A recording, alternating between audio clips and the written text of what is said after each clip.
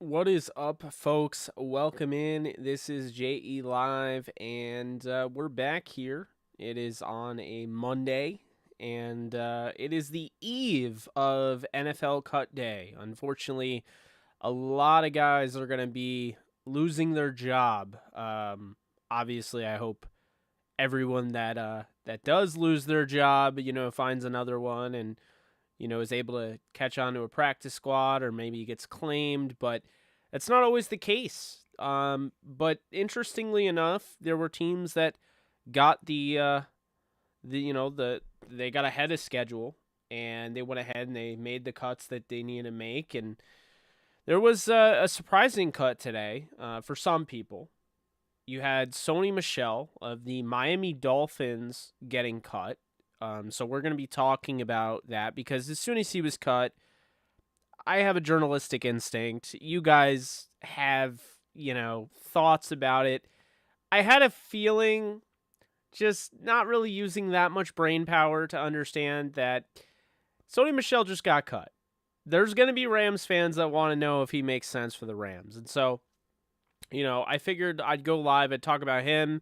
And I talk about the fact that the Jets got rid of Chris Streveler and why I disagree with it, why I felt like they should have kept him over Mike White, especially after Robert Saleh came out and basically said this is one of the greatest preseason performances for a quarterback in the history of football. To come out and say something like that and then cut the guy, I don't know if I agree. But it's a tough decision. There's going to be a lot of tough cuts coming up tomorrow, so we'll be talking about that. I'll be answering your comments, questions, and concerns.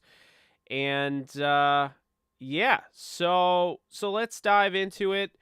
Adam, you're excited for this one. Let's go, Jake. Love the spirit, Adam. Welcome to the show. Happy to have you in here. KXM, how's it going? What's up, Brian? Jake is live, tuned in from work, bro. Awesome. Appreciate that, Isaac. Let's go, Jake the Snake. Yes, we are here. We are here.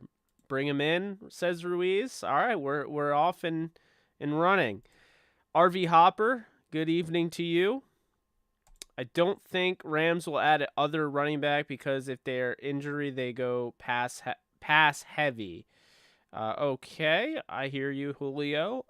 Michael, feeling nothing more than feelings. Sony had some impact on our championship. What's going on, Jake? What's up, Anthony? What's up, my man? What's up, Preston? I was about to lose it when I heard Hendo and Cam were injured again. Yeah, that wasn't ideal, right? Kind of frustrating. All right, let's dive into it. So I want to talk about both those topics, and then we'll talk about other topics. Let's start off with Sony, and then we'll get into Chris Streveler, because I know there's not everybody in here is a Jets fan. I do know that Anthony is from Jet Lounge. So, obviously shout out to those guys. Great guys over there. If you are a Jets fan, you're not following Jet Lounge, you are making a colossal mistake in your life. You should fix that and go follow them on Twitter. All right, so let's get started here with Sony Michel. Okay, I think. What's that about my mic? Is it loud? I could turn it down. I'm just waiting here from Lay, and then we'll get into it. Is mic good, guys? Is it too loud? I'm not trying to blow anyone's eardrums out. I've already done that to myself. So, okay, all right, cool. So let's get into it. Sony Michel. All right, I'm gonna play devil's advocate. I'm gonna play both sides of the card. All right. First off, you wanna get Sony Michel. You're a Rams fan. You want the Rams to go out and get Sony Michel. Here are the reasons why I think it makes a lot of sense. Okay. First off, you got all sorts of injury-prone guys. All right. No matter what you think, whatever you say, and you guys know I like the running back room. You got Cam Akers coming off a torn Achilles, and he's already had some soft tissue issues going on. Going into the regular season. I know he was a full participant today, but this guy's had rib cartilage issues, high ankle sprains, torn Achilles. I mean, he's only been in the league for not even 3 years. So that's not ideal. That's one. Two, Daryl Henderson. Love the guy to death. I think he's incredibly underrated, and he is the most efficient running back in LA. But here's what I'll say about Daryl Henderson. Henderson has a hard time staying healthy, as you guys know. But he's got those nicks, those small injuries that linger, you know. He had a high ankle sprain he played in the Super Bowl with. He's another guy. Then you have Kyren Williams coming off a broken foot. Okay. Jake Funk, 2 ACL tears. Had a back issue last year. I mean, the Rams, they've had issues with the injuries at running back. So you think, okay, Sony Michel may not fit what they're trying to do on offense, but it might not hurt to bring a guy like that in. And he's already got, familiarity with the coaching staff, and he's got familiarity with, Stafford. And I mean, I can understand that side of the coin. On top of it, he's not going to cost a hell of a whole lot because, I mean, let's be honest here, he was just cut. So, there's a lot there. Now, the negative side of this and why I wouldn't, like that's saying why I would, that's understand. By the way, Sony Michel ran for over 800 yards last year. So he's not just a slouch. Like, he was important for their run. And I totally agree with you there. He did help them get out of their November slump. Now, the other side of this, playing the devil's advocate here, the negative side. The thing about Sony Michel is that he doesn't fit your offense, like I was saying. He doesn't. You have to run 12 personnel and 13 personnel groupings to get him going. He does not help you in the passing game. He is a good pass protector, so that's something, but he really doesn't help you as a pass catcher. That's not really keeping a defense honest, right? Cam Akers, yeah, you could always leak out of the backfield and, be used as a pass catcher. So can Hendo and so can Kyren Williams. Not so much Sony Michel. So with Sony Michel here, he's a guy that at this point probably not going to be playing special teams, right? On top of that, he does have injuries under his belt. He actually has the same knee thing that Todd Gurley went through. And he's not as explosive, and he's not as, you talk about the lateral agility, that's not there. And it's another year. Does he start to go downhill a little bit? And we haven't seen him. You think about the Dolphins cut him for a reason. So, yeah, and I see Billy Weber mentioning Kenyon Drake. So there, that's another one. So, yeah, you think of all those things that kind of come down to it, and you're like, well, I can totally understand the Sony Michel thing. But the biggest thing for me, and why I would be against picking up Sony Michel is because Sony Michel does one thing that I cannot stand in any sport. It stunts the growth of a young player. That young player is Kyren Williams. And you could say, oh, Jake, he was brought in for next year. Don't worry about it. He also got all the first team reps in the joint practice against the Bengals. So much so, and because they thought he was such a need and necessary enough this season, they just basically were like, we're not going to play him in preseason. Not going to run that risk. Yeah, sorry. Guy they weren't willing to play in preseason, who dealt with a broken foot, and they basically saw him in practice. They're like, that's enough for me. I'm good. Yeah, I don't know if I want to bench this guy. I don't know if I want to put 3 running backs in front of him. I definitely don't want to stunt his growth whatsoever. So, and that goes with Kenyon Drake. So I'm not against bringing in Sony Michel. I am against bringing in Sony Michel and placing him ahead of Kyren Williams on the roster. If you bring in Sony Michel as the 4th guy and you cut Jake Funk, I'm okay with that. And before you say, well, Jake Funk plays special teams, Sony doesn't, I get it. But Kyren Williams plays special teams.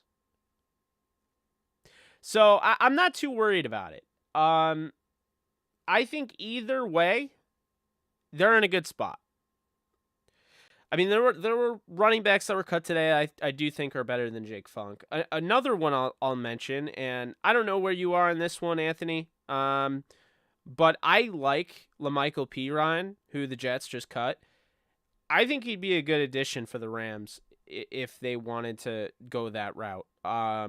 He's a younger guy, and I do like LaMichael Pirine.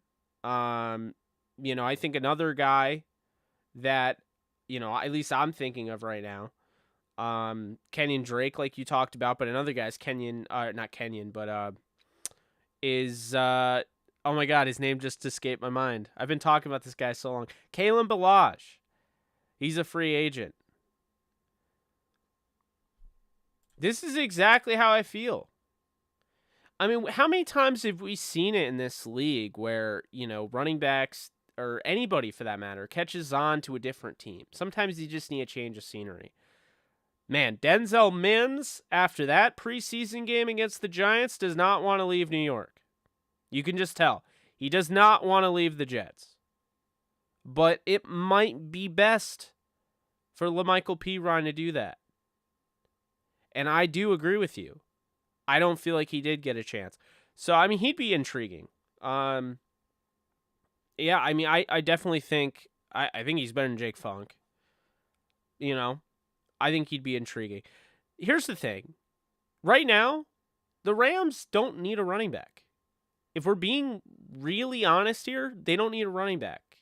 The thought of them needing a running back is definitely there because the potential of the injuries and how injury prone everyone is, but they don't actively need one right now, which I think is important to bring up. So, in conclusion, my thought process on Sony Michel is I would sign off on Sony Michel under two conditions. One, Kyren Williams remains ahead of him in the depth chart. And two, you don't sign him until you need him. Because I don't think he's going anywhere. That's my thoughts. So, as far as Sony Michel goes, he's clearly the next best option if they need somebody because of the familiarity, but I don't feel like they need him. Does that make sense? We can be nitpicky about Jake Funk all we want, but in reality, they're not going to do that. So I think if Sony Michel is available and, they say somebody goes down like Akers or Henderson or whatever, and it's like week 5, I'm all for it. But I don't think he's a need. I think he's a want, and I think he could become a need, but he's not a need right now. Kenyon Drake I would rather have. I know the familiarity is there. I'd rather have Kenyon Drake. I think he offers more. I'd rather have Kalen Ballage, but I can understand why people would want Sony Michel. I think if push came to shove, we have Trevor Kinney in here, my man Trevor. What's up? If they do add someone, Michel is a clear choice. In my opinion, I think he's kind of bad, but he's shown he can be productive enough in LA if called upon. But I was going to say, Trevor is a Vikings fan. And I was going to say, if it got bad enough, the Rams already have that connection, right? The Kevin O'Connell connection. If it got bad enough, and he is on the trade block, I don't know if he is or not. I'm hearing rumors that he is. Man, I'm going after Alexander Madison. If there's a big injury, Jake Funk's not doing anything, okay? Kyren Williams is there, but if he's injured, say they lose 2 of their 4 guys and Jake Funk's not moving the needle, I wouldn't be against trading for Alexander Madison. I think he's an absolute stud. I think he is somebody that, the Vikings will have to consider trading because there's going to be a market for him. Now, I don't know if he's going to get traded anytime soon or at all. But if you are looking at, as the season goes on, if the Rams were to lose Cam Akers or Daryl Henderson or somebody like that to a significant injury, then Alexander Mattison would have to be something that was discussed, because I think the guy is an absolute stud. I really do. I think he should be starting in the NFL. I think he, without a doubt, is a starting caliber running back. And I was a big fan of him coming out of college, so I think if Madison is available and the Rams need a running back, I think they'd be stupid not to, kick tires on that, because the Vikings have something really good there at running back. But again, like I said, I could totally see them, not going that route. It just really depends. I mean, really what it comes down to is this, okay? The Rams need to know that they're comfortable with their running backs. And honestly, I'm going to say something super bold and maybe controversial, but hear me out when I say this. If somebody goes down, the Rams are that confident. I think Kyren Williams could be the number one back in LA. I really do. I think he is going to really surprise people. I think he's kind of like Dameon Pierce. I'm not saying they're the same back or like they're the same style, but with Dameon Pierce, is he the first running back that was taken? Is he the second? Is he the third? No. But he's good at football. He's just a good football player, Kyren Williams was a preseason second-round pick, preseason third-round pick. So my thought process is that the Rams trading up to get him in the 5th round, they felt like he could not only be helpful long-term, they feel like he could be helpful right away. And it was proven to us because you can tell what the Rams are showing just based on their actions. And by them not playing a rookie running back in any of the preseason games, when he's fully healthy and he's back from his foot, I'm sorry. That is a very glowing report without even having to say anything. You're holding him out of the 3rd game. Tom Brady played in the 3rd preseason game because he had 11 days off. Tom Brady. The Rams didn't even play Kyren Williams. Remember that. Remember that I said that. I think Kyren Williams can end up being the number one running back in LA sooner than later. And I think there's legitimate concern, and not from the Rams. Maybe there is from the Rams. I don't know. But I think there's definitely legitimate concern that Cam Akers never becomes what we thought he could be. Because that's a significant injury, folks. And you look at Marlon Mack, he is not the same running back he was before the torn Achilles. That is a brutal injury. You can come back from that. Marlon Mack has, but he is not the same. Cam Akers showed you some things in the Cardinal game, but aside from that, he didn't look very good in the postseason. So we'll see. We'll see what ends up happening to him. Daryl Henderson, I think, could be in for a pretty good year if, Cam does struggle. But I think Kyren Williams, keep in mind, moving forward, it's not to say the Rams in the past really cared about who would be on the roster the next year, because if that were the case, then you would have used Bryson Hopkins more and not focused on Gerald Everett because you knew you weren't bringing him back. But what I would say is there is some sort of play here. Kyren Williams will be on the roster next year. Daryl Henderson might not. So that is something that needs to be discussed because, if push came to shove, they might give Kyren Williams more opportunities than a guy that probably isn't going to be on the roster next year. Just the thought. All right. So we got a ton of freaking comments, and I'm sorry I didn't highlight all of them, but I appreciate you guys. All right, we got a lot of Madisons in here. A lot of people like Madison. I actually want Madison to get traded because he's signing somewhere next year. We have Kenny and Wanway and Chandler looking great, so I agree with that. I really like Nwangwu and Ty Chandler a lot, actually. I thought Ty Chandler was a great pick.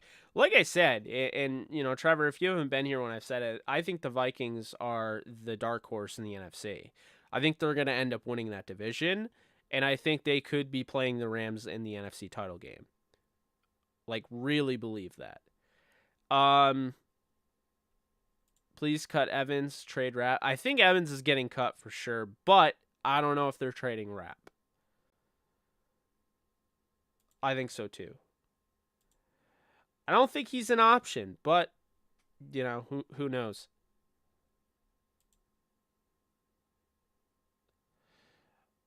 I don't know. I really don't know about that. I just can't wait to watch him actually get an opportunity now.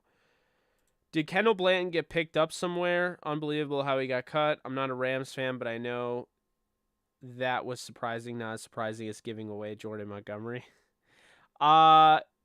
Yeah, so he was picked up by the Washington Commanders. We'll see if he makes that 53.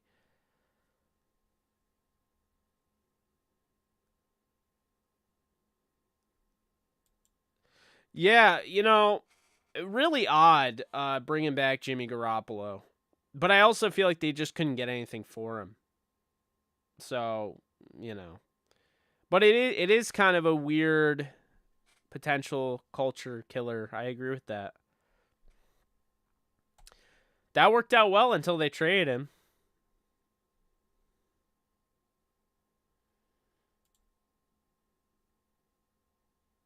Yeah. I mean, hey, we'll see. Fair. I did see that.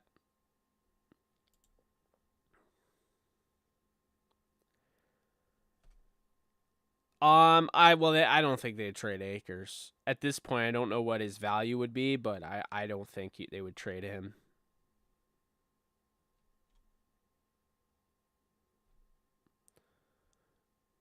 He is a stud. All right. So I don't know if you guys watched at all, but Chris Streveler, man, got to talk about him. I mean, his preseason was something else. And I understand Mike White has played an NFL game, and he played it with the Jets, but we watched Chris Streveler. If you're a Rams fan out there, you remember Chris Streveler going up against the Rams. That year when the Cardinals had to win the first, the end of the season, and Kyler was hurt and they needed like the Bears or something. Like the Rams had to play. It was a play-in almost, except the Bears won or something. I don't even remember, but it was 2020, and Streveler had to, he came in. But yeah, the Streveler, I don't get it. I don't know how many of you watched the Jets preseason, but I don't know what more Chris Streveler could have done, and I don't know, man. Mike White he had a good game yesterday, yesterday, but Streveler throws 2 touchdowns on 6 completions in the first game, leads the Jets to a win over the Eagles, and then you look at preseason week 2, and Streveler leads them to a win over the Falcons, throws a touchdown, had an interception, not the best throw, but had a touchdown, 8 pass completions, and then, once again, week 3, another comeback from behind win, throws 2 touchdowns, no interceptions on 10 completions, but also his ability to run the ball, I don't know. I don't know how he didn't make it. I really don't have a clue. I mean, Mike White looks the part, I guess, but I just don't really see it.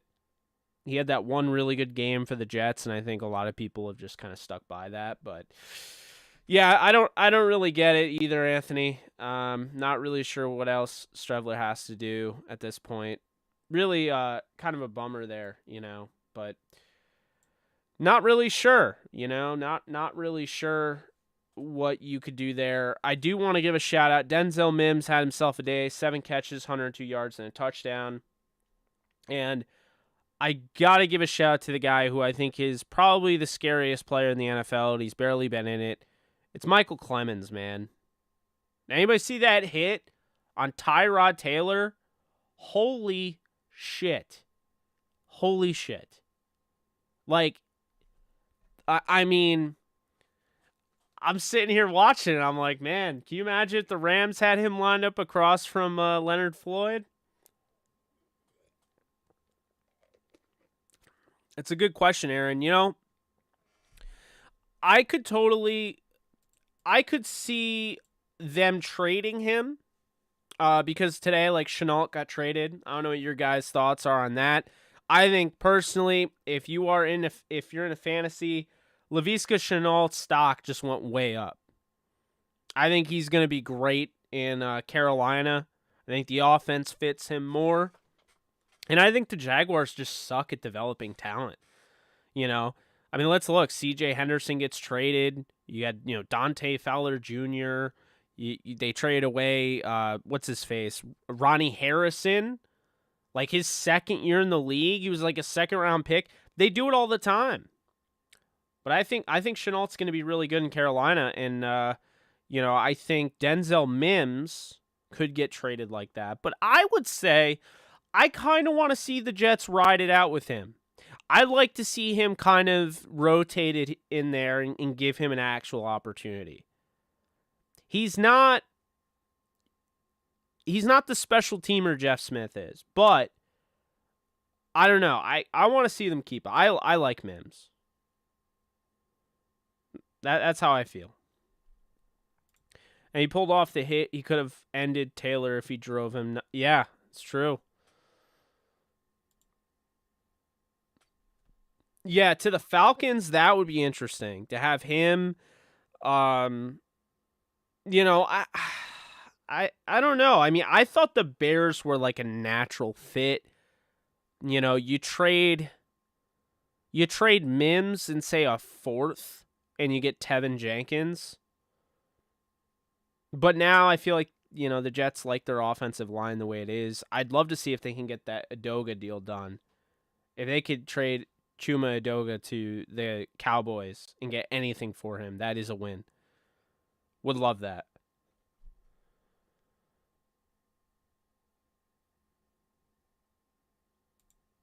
I think after his contract, unfortunately, but I don't think he should retire because I don't know if he's maybe he's Brady. Maybe he could play until he's 45 at that position. Who knows?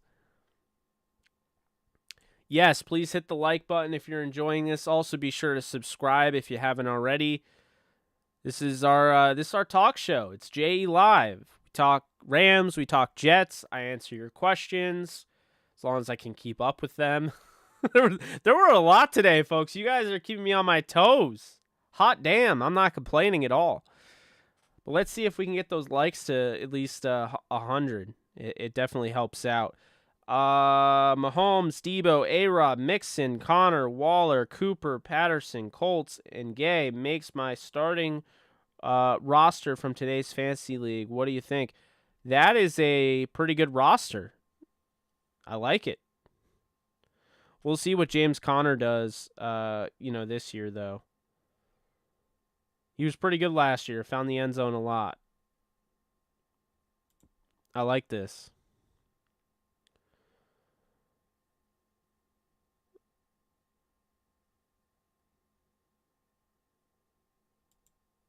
I would not do that in a million years. If I'm being honest with you, Van Jefferson, all I've seen this offseason is how underrated, ungodly underrated Van Jefferson is. Guy was top 7 in yards per reception. He had over 800 yards going back from the year prior, his rookie year, where he barely had over 200. I would not trade him for much. Like there would have to be some big deal to trade him. I don't think so. I think they're getting him more playing time than he would have gotten, but I don't think so. I think they're pretty high. I think that was really the plan all along, is that he wasn't going to sign until he was healthy. So I'm going to say probably 85% right now. Yeah. 85% he goes back to the Rams. Tried to hit that like, had to get a new computer and a few band-aids for my hand, but anything for you and your content, Jake. Thanks, Aaron. Appreciate that. O-line is very thin now. Yeah, it's thin. I mean, I don't know if they're going to keep 9 or 8. I would keep 9. I really have a hard time, with the idea, like, you're going to have an offensive line, you only keep, like, 8 of them. Like, I don't know. Having 3 backups just doesn't seem ideal. You want at least 4 or 5. Gonna try to. We'll see what happens. What's up, Jake? Haven't been in one of these in a while. I love watching these while writing college essays. What's up, Will? Happy to have you in here. And, yeah, I mean, that's, appreciate that. I've been a Rams fan my whole life, so I couldn't tell you exactly when I became a Rams fan. I don't remember a time where I wasn't a Rams fan, so if that kind of answers your question. I was born in 95, so yeah.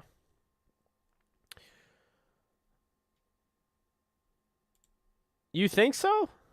I don't know, man. I think the Rams have the best wide receiver depth in the league.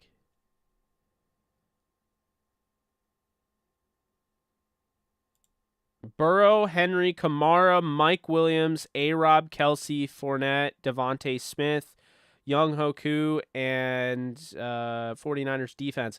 Very good. Very good. Probably have to give that an A-. Is it true the Jets cut Streveler or going to cut Streveler? Correct me if I'm wrong. It's true, and I'm bummed.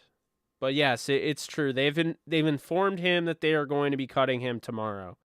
I put cut because cutting would have made the title longer and would have hurt the search. I don't know. I like, the just putting cut made more sense.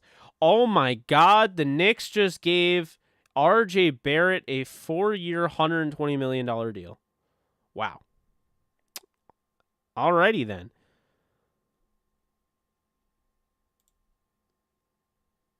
How Lance McCutcheon went undrafted? I don't know. I had him as a 6th round grade.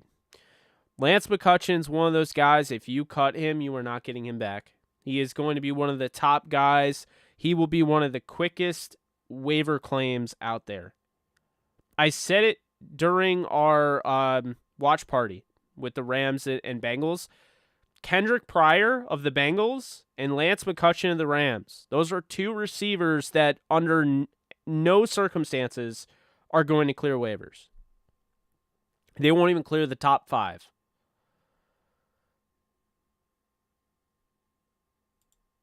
I'll probably call him Lawrence by accident a lot.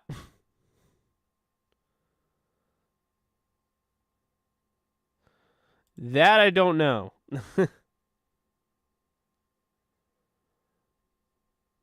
Oh, wow. Yes, I am. And I've never really been high on A-Rob. Like, I always thought he was a really good player, but I just didn't like who was throwing him the football. I have a hard time, man. Like, the Seahawks, like, I traded away DK Metcalf in my Dynasty League because I just don't like where it's going. He went from Russell Wilson to now we have Geno Smith. It's not like we turned the clock back. I mean, Geno Smith is a game manager, man. So, yeah, I don't know. Love the new Stafford commercial. It's beautiful.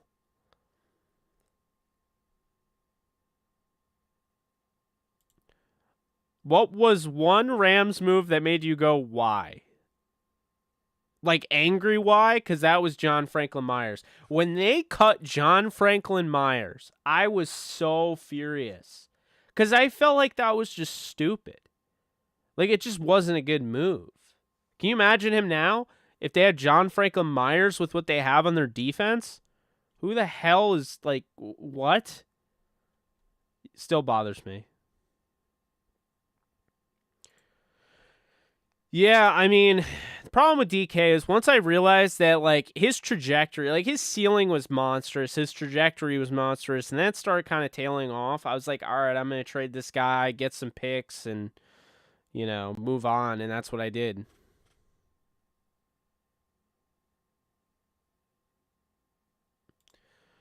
I'll say 6 total touchdowns for Tutu Atwell.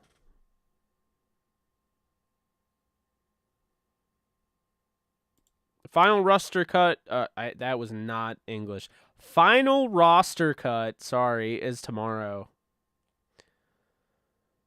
We'll be live in some capacity. Yo, Jake, I got Aaron Rodgers. By the way, thank you so much for donating. Can I be great? Really appreciate you. I got Aaron Rodgers, Aaron Jones, A-Rob, Juju, Kyle Pitts, Gabe Davis, Matt Gay, Saints D. I got Sky Moore and Dameon Pierce too. I like that. I really like that.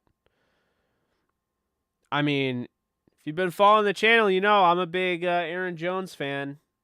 Both my man Aaron Jones in the comments section and Aaron Jones, the football player. I think Aaron Jones is incredibly underrated.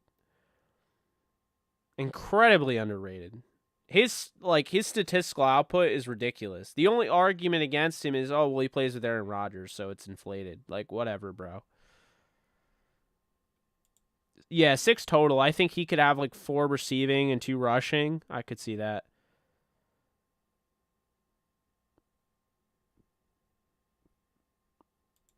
Aaron Jones, huh? That'd be something.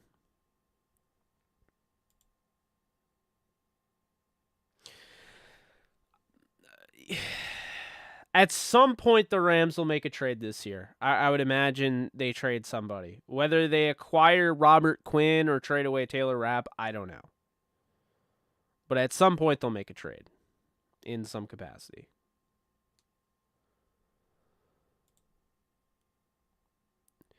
Yeah, I don't know. I gotta say, I was really disappointed in NFL Plus. It doesn't feel any different.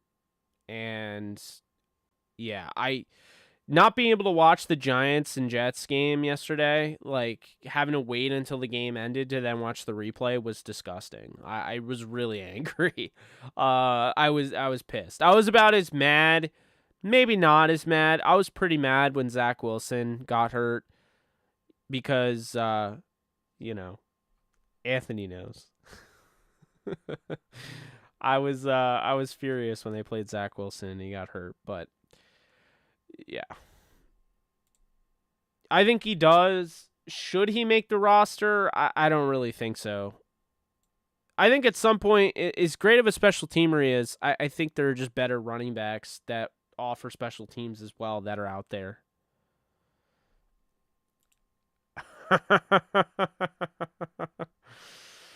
Oh, God. Getting 4 from Hopkins, huh? Man, if we get a huge Bryson Hopkins season, you guys already know. When I interviewed this guy, he was my number 1 tight end in the league, and I got the scoop on him. You guys remember? Downtown Rams? I don't know if you were, you followed me back then, but I went to the Senior Bowl, and I interviewed Bryson Hopkins, and I asked him if he met with the Rams, and he said yes. And he said that, he basically told me about their meeting and said that they envisioned him in a duo, in a tandem with him and Tyler Higbee. That's what he said. And sure enough, the breadcrumbs were right there, man. Gone is Gerald Everett, gone is Kendall Blanton, and now we are the tandem of him and Tyler. Isn't that crazy?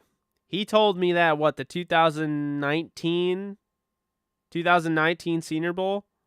Pretty crazy. I would love it too. I love Robert Quinn. One of my all-time favorite players for the Rams.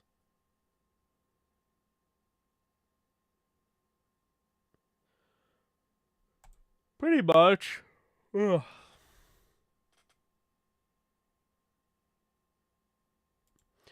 I think they'll be better than people think. Same thing with the Jets. I noticed how many people were quick to write off the Jets. I really think the Jets can win 10 games.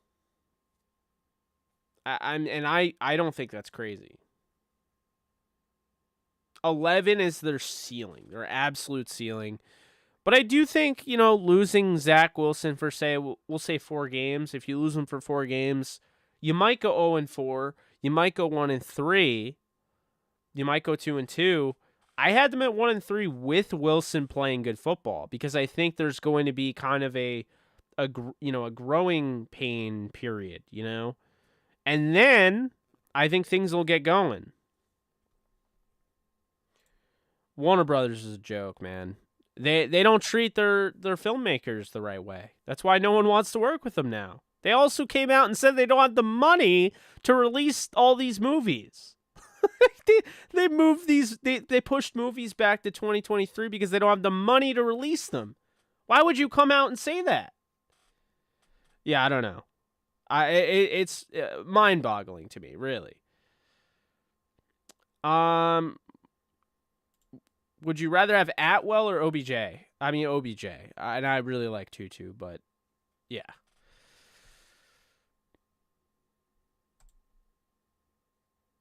NFL Sunday Ticket. Well, next year, NFL Sunday Ticket is going to be up for bidding against. Well, I think we'll know who has NFL Sunday Ticket by the end of this year, but next year it'll either be on Apple TV, Amazon Prime, HBO Max, Disney Plus, which I think would just go to ESPN Plus, if I'm being honest, because Disney owns them.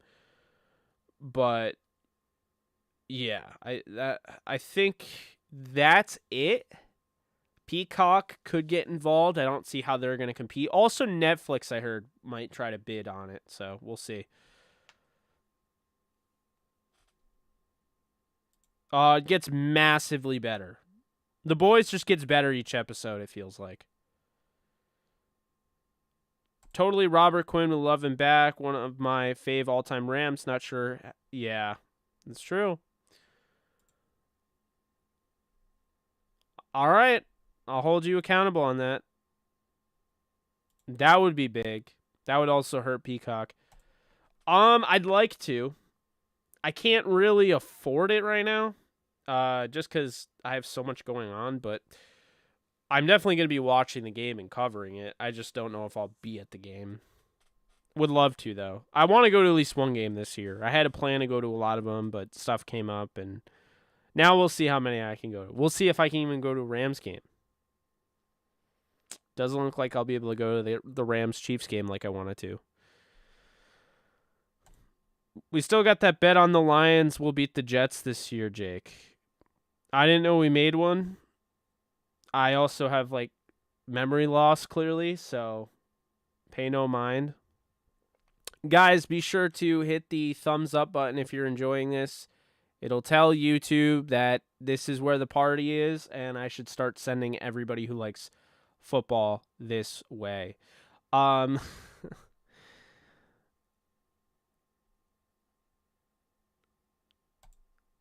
Hey, I appreciate that, Anthony.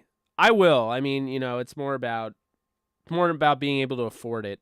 If I can go, I mean, if I could go, I would love to go to any of those games, to be honest with you. Patrick Beverley take? Oh, Christ. Patrick Beverley is literally my least favorite player in the NBA. So when the Lakers went out and got him and they traded away THT, I was furious. Absolutely furious. I don't know. Russell Westbrook said best. The dude does 48 minutes of cardio. I can't believe they put him on the same team.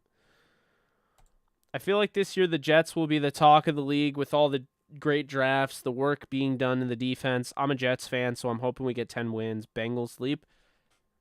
Jaws, you can't discount a leap like that because, first off, you got to give credit where credit's due with Douglas. I mean, Joe Douglas has done a really nice job putting together a really nice roster, at least in my opinion. There's depth there. They got a great young quarterback. Obviously he's not great yet, but I think he's going to be great. And Zach Wilson, plenty of weapons. I mean, talk about getting a Garrett Wilson in the draft. Big fan of Tyler Conklin. I think he's gonna have a really good year. Then you look at the running backs they have.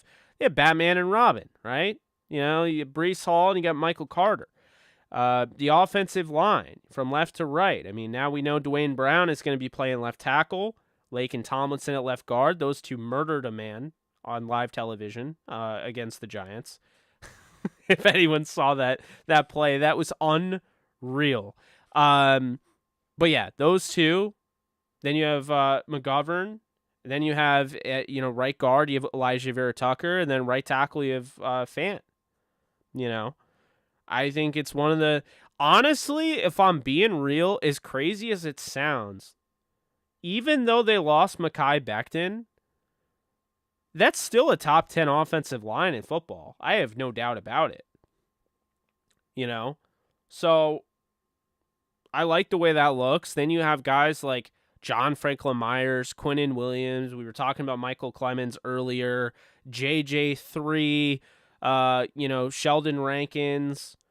I'm really curious to see what Solomon Thomas does now that he's in a good spot here, I think, to become a really good rotational guy.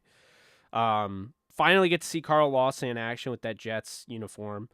Didn't get to see that before, Really big fan of Sauce Gardner and DJ Reed especially. So really excited for that tandem. They got Jordan Whitehead at the top. So I just really like how it is, man. I like how they're set up, and I don't think it will not surprise me if they have a 10-11 win season. Because the bottom line is everything going to go the right way? Are we going to watch the Jets get battered with injuries? Or, what's going to happen? Because if they stay somewhat healthy, this team has the talent to win 10, 11 games. And what I want to point out is that for every one of those, Packers matchups, and obviously there are people like, oh, well, they have no chance against the Packers. They play the Packers tough as an organization. They always have. They should split New England at least. I think they could sweep New England. I think they could sweep the Dolphins. They could split the Bills. Right there, that's 5 wins. Steelers, who knows who's that starting quarterback week 4? That's a tough defense, but if you could score on that defense, then, I think this defense can get to whether it's Trubisky or Pickett. You look at the Bengals game, okay, Bengals are tough. They're not unbeatable. The Browns, they should beat. The Ravens, would not rule out an upset week 1 against the Ravens. Wouldn't rule it out at all. Broncos, I think they're kind of overrated, to be honest with you. And then, who else? The Lions, the Jaguars. I think the Lions will be better. I think they'll definitely beat the Jaguars. The Vikings are a really tough team. That Vikings, Bills, those are, up there with the Packers, I think. Those are the 3 toughest teams I think they play this year. But Seattle, they can beat. They can sweep the Dolphins, like I mentioned. They can beat the Jaguars. They can beat the Lions. They can definitely beat the Bears. This is not as tough of a schedule as people are trying to make it sound.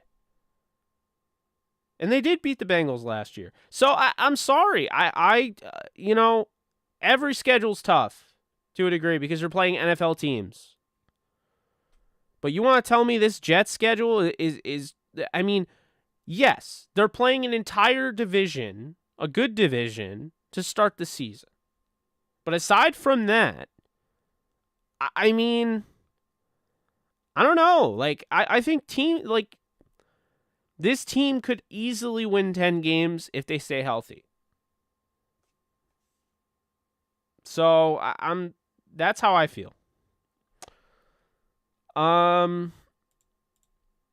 Trade for only one, huh?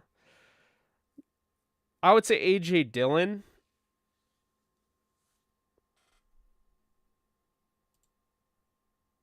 Yeah, that was funny.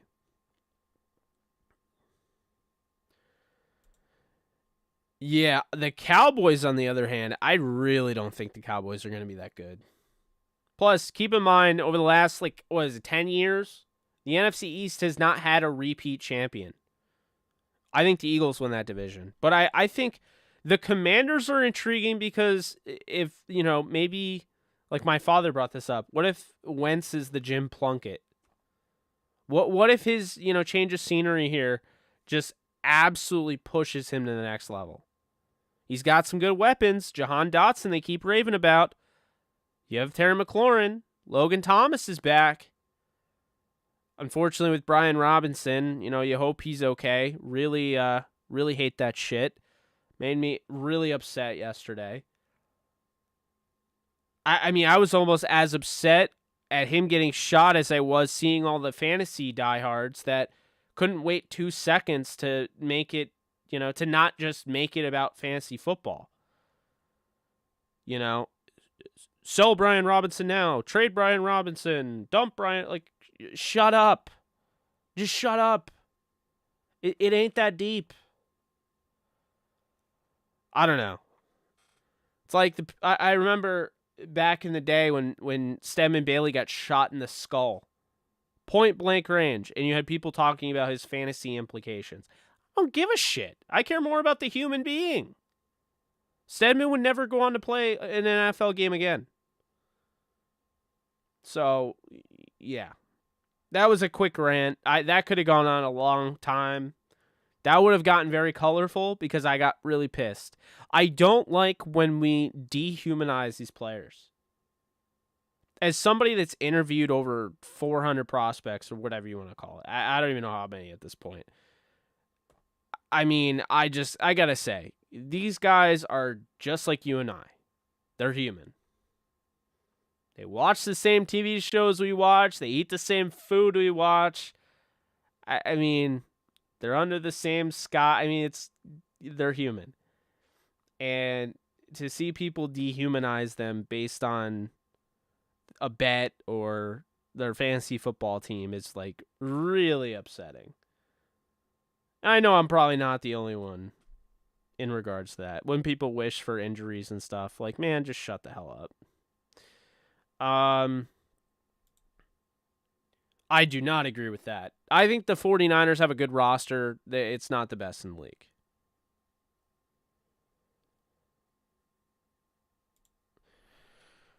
I'm looking forward to that. That looks like one of the best psychological thrillers that have come out in recent memory. I'm very much looking forward to that. What's up, Nathan? That's awesome. I wish I could go to the Chiefs game.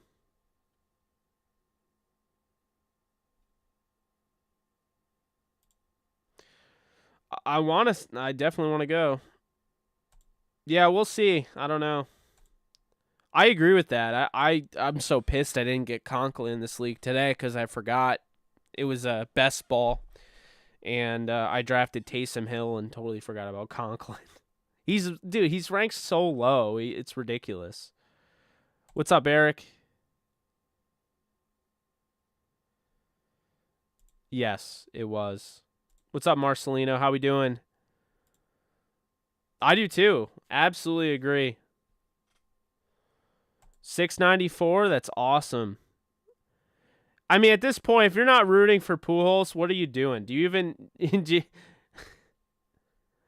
I don't know, man.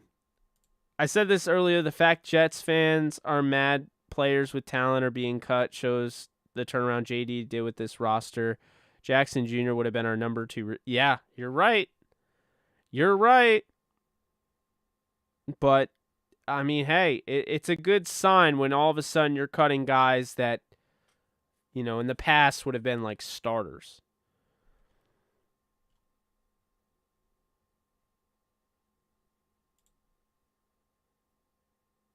I heard about it. I didn't really watch much college football at all. It was a pretty weak opener, I think. There just wasn't a lot going on. So I heard about it, but I didn't see it. What's up, Rams Tapes? Oh, that's awesome. You'll enjoy that. That's bold. I don't know if they're blowing out Buffalo, but, appreciate your bold nature there.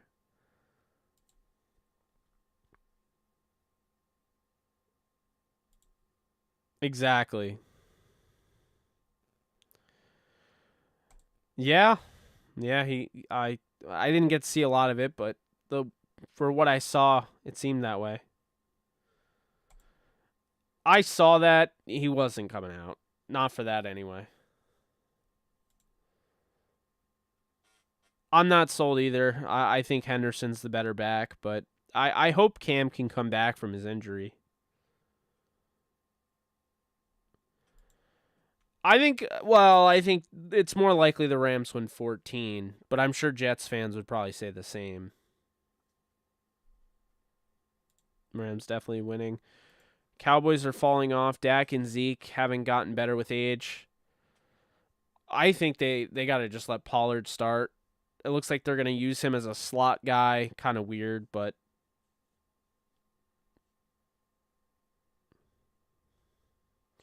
that's true.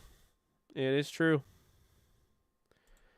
It is, was it 10 days now? 10 days until we get Rams Bills?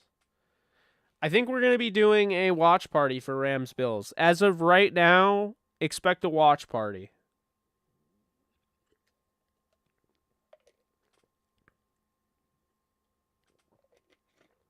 So we'll see. But like I said, as of right now, expect a watch party for Rams Bills.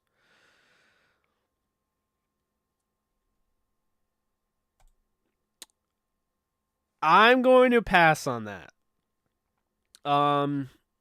Just because of who is on GoFundMe. People need the money way more than I would need it just to go to a game. I appreciate you, but I'll pass on that. I agree. You know, I think Stedman is I think he's just a stud. Like he just he really could have been like a Jarvis Landry type of receiver. And it bothers me that some asshat had to shoot him and ruin it. I'm very bothered by that. So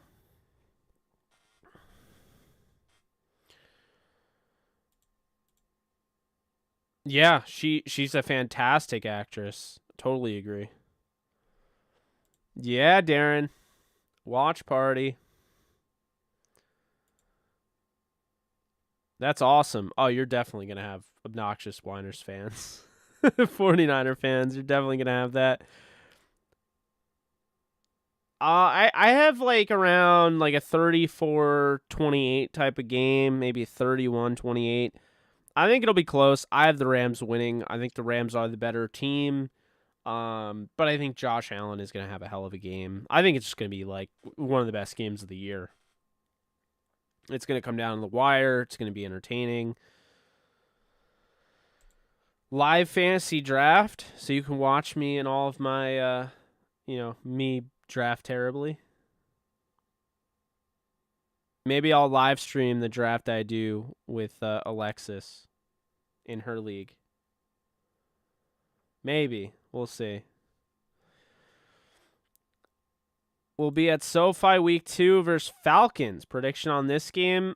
I'm going to probably say 30... I'll say 33-13. I think that they blow out the Falcons. I think part of me kind of believes that he's got 1 foot in and 1 foot out. Like, he kind of wishes he just retired, but doesn't want to retire at the same time. I don't know. I don't know anything, but that's kind of the vibe I get. Once again, guys, be sure to hit the thumbs up, like button. Also, be sure to hit the subscribe button if you're enjoying this live stream. More where that came from. We'll have a live stream tomorrow talking about the rosters. And yeah, really excited for that.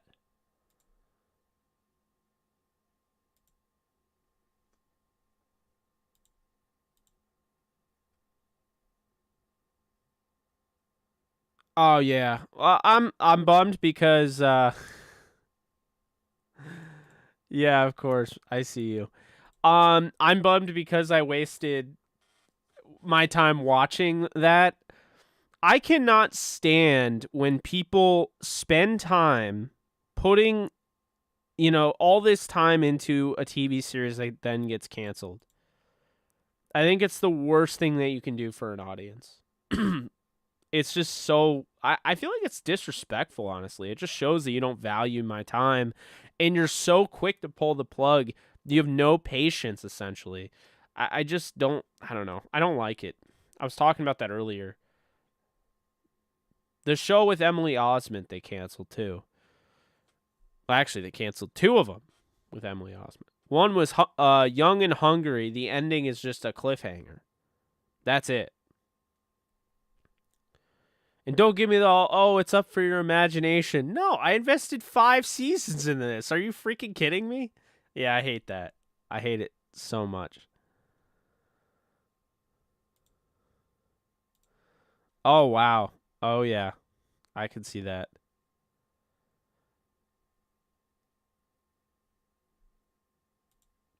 You don't have to deposit 50. The Underdog Fantasy? Yeah, you don't have to deposit 50.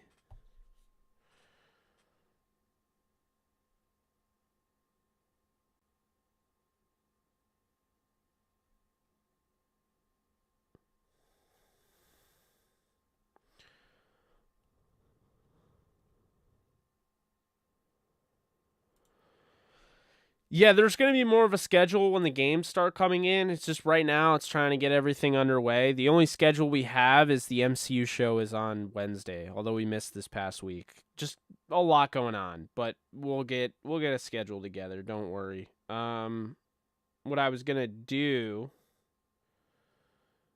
is I was going to remind people, if you are a Rams fan and you want to be a part of my show, I host the Call-In Rams Edge show.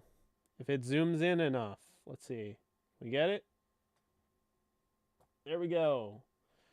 So I will drop the link in the chat. You guys can go over, sign up for that. It's every single week.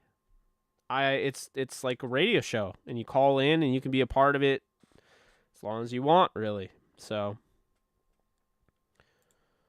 I agree with that. So yeah, definitely sign up. Would really appreciate it. If you're a Rams fan, you got 81 subscribers. It's only on the Call-In app. So be sure to check that out. It's hosted by me, of course. Later, Anthony. Appreciate you hopping in. Always fun talking with you. You have a good night. Love that. Love those two. I see Brian Cashman's contract is up after the year. If the Yankees don't win this year with the historic start they had earlier in the year and not winning since 2009, I think he could get fired. Yeah, we'll see. I think he feels pretty good about where he's at. Yeah, I'll post. It starts when it fills up. You got 4 more. And this is the link to my league.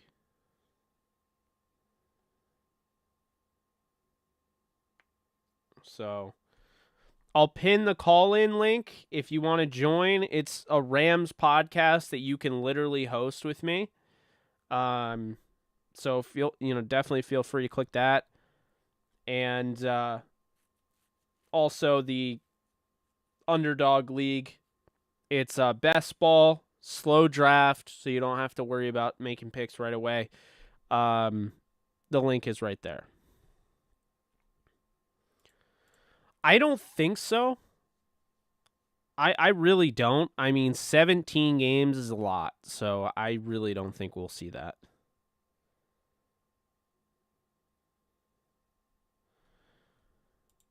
Yeah, I don't know if it's available in Iowa yet or if it's changed, but yeah, let me know.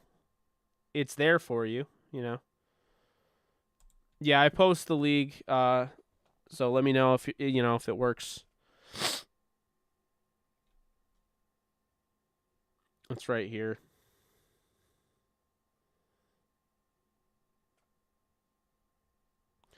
No, because he had a really good second game. I mean, it's growing pains,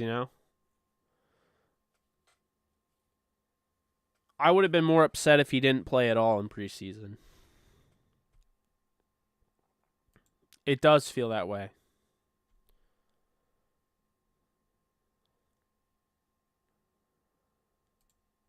Same here. Yes, smash the luck. Like. I don't know what the luck is. 50-2, huh? I'm not going there again, but I have them 13, 14 wins. They will.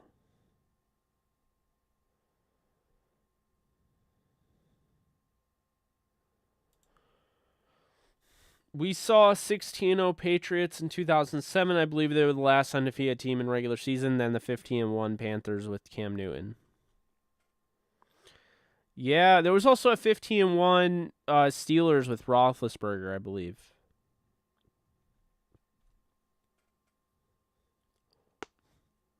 I guess the question would be, are we going to see a 16-1 team? That still seems crazy.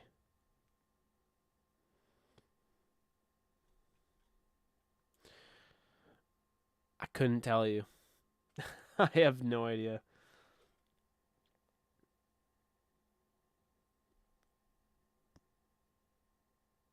As soon as it fills up, the draft will start, and you get 8 hours per pick.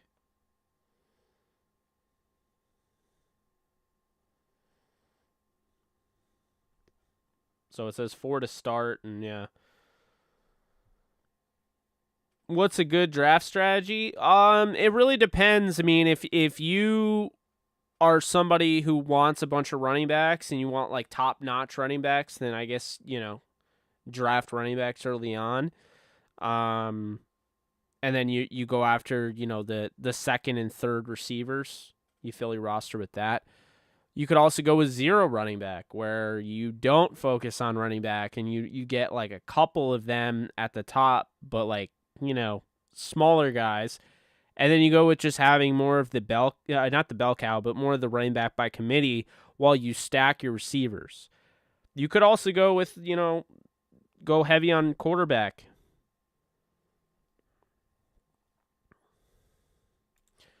Oh, it did last year, so it shouldn't be an issue, Julio. Yeah, last year it actually released on both as well. I saw it on both. I was able to watch it back to back, so that's cool. I think it will hurt the box office because if you're like me, you're going to go and watch it once in theaters and probably watch it right after on Peacock, right? Because you want to, But no, I don't. I think it is. I don't know. People will still go to the theater for it, but I could see how that could be an issue. I bet. I really want to go to SoFi.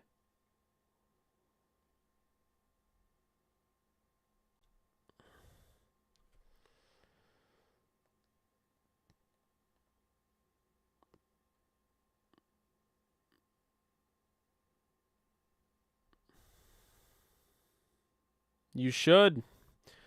Also, Rams fans, let's get you all in here. Link is pinned.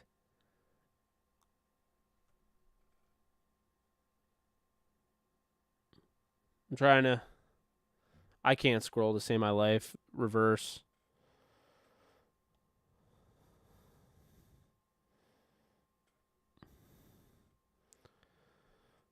This is what we do. You want to be a part of the podcast? You want to let your voice be heard? Well, there you go. Sign up. Rams Edge. Twice a week.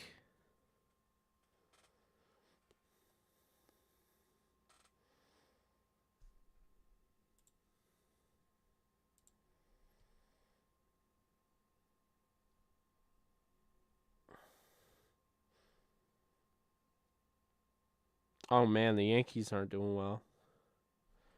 4-2 to the Angels. Oh, my God. Bruh.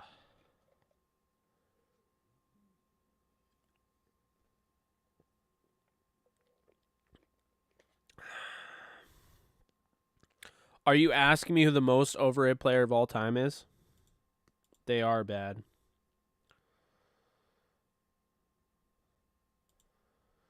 The Mets, I was very happy because I was at the game. They beat the Mets, one of the two games. Awesome, HD. Nolan, how we doing?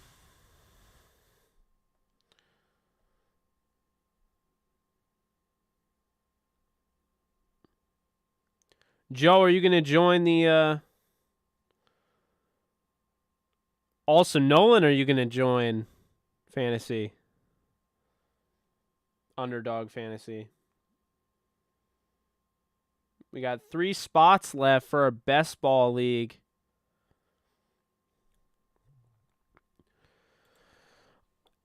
In what sport? Like football?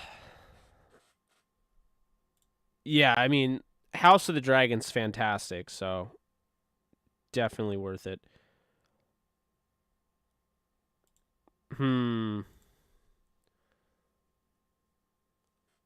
I don't really know. I mean, I guess if I'm going most overrated of all time, you could say Emmitt Smith.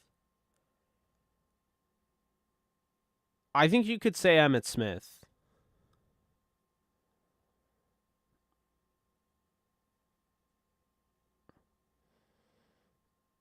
It's tough, though.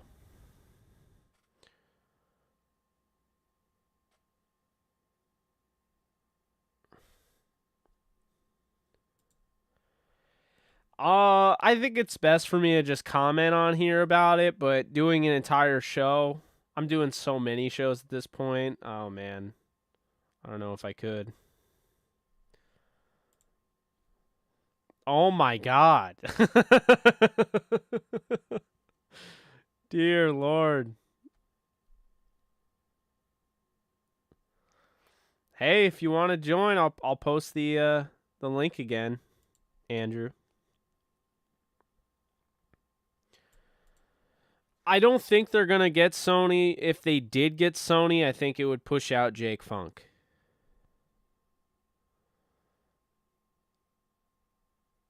It is so. The myth, the legend, Nolan in the chat. Yeah, yup. Lawrence Phillips.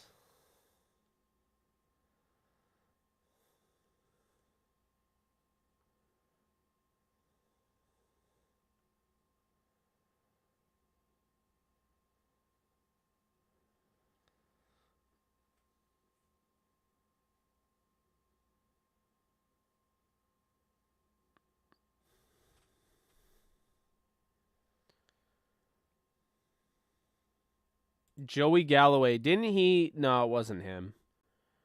It was Bryant. What was his name? He played for the Buccaneers, Bryant. Antonio Bryant? Yeah, it was Antonio Bryant. He had like 300 yards on 200 not 200. 20 receptions for 300 yards in a game. Oh, yeah, might not be available in your location. That sucks. Very well could be. Wouldn't rule it out. The last suit was somewhat tarnished because of, the whole thing that happened at the news room. Yeah, it's a slow draft. That's true. Like, he used to be super overrated. Now it's kind of like, eh. Yeah, I definitely agree.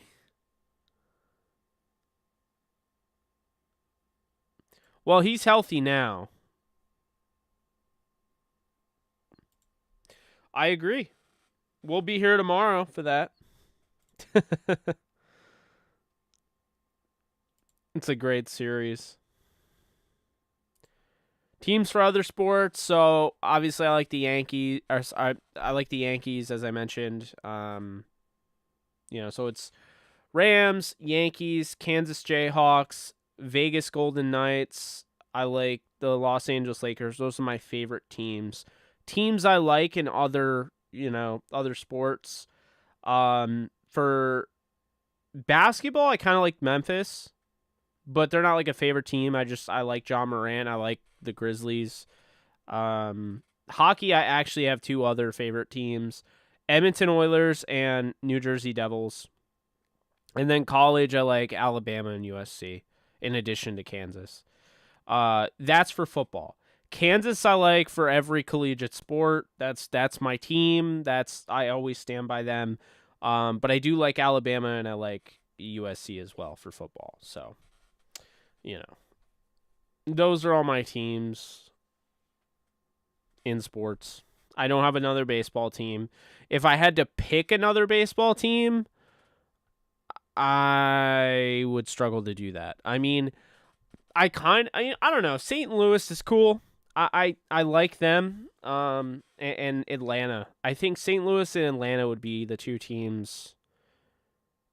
They'd have to be in the NL. It would be St. Louis and Atlanta. Yeah, I don't like the Dodgers, as most of you know. I didn't really have an issue with the Angels. I tried to like them, and I don't know. Yeah, it would be my dad. He grew up in Irvine, California, was next door neighbors with Jim Youngblood, and raised me to be a Rams fan. So that's that. Oh yeah, absolutely, Joe. Nick Saban is the GOAT. 100% best college football coach ever.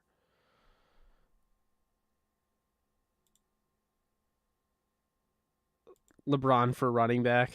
Rams, Dodgers, Kings, USC, UCLA. You like USC and UCLA. Okay. And then the Lakers.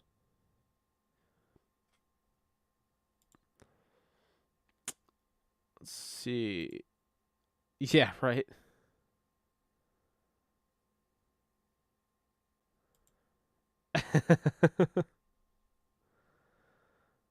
Yeah, a lot of Dodgers fans in here. We got a Mariners fan.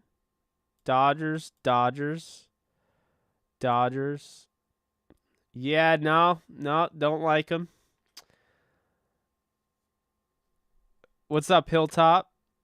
San Francisco Giants. That's a new one. Yeah, see, because my grandpa is a huge Giants fan, I sat there and watched the World Series the year they beat the Texas Rangers. I would probably say I do kind of have a soft spot for the San Francisco Giants. So I mean, if it would be three teams in the NL: St. Louis, San Francisco, and in Atlanta.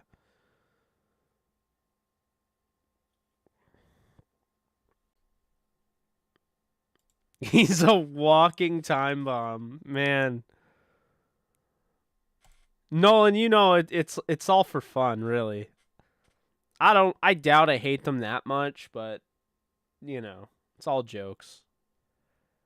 It's because I love you guys and the LA fans. I mean, we agree on a lot because we're Rams fans, and most of you are Lakers fans. Some of you went down the wrong path when they asked you, do you want to be a Laker or Clipper fan? I don't know why some people decided to be Clippers fans. I don't know. Same people that chose the Mets over the Yankees. Like, what are you doing? Nah, I'm kidding. You be a fan of whoever you want. I don't judge, but yeah, Mariners could look good in the playoffs. They got J-Rod back. Gotcha.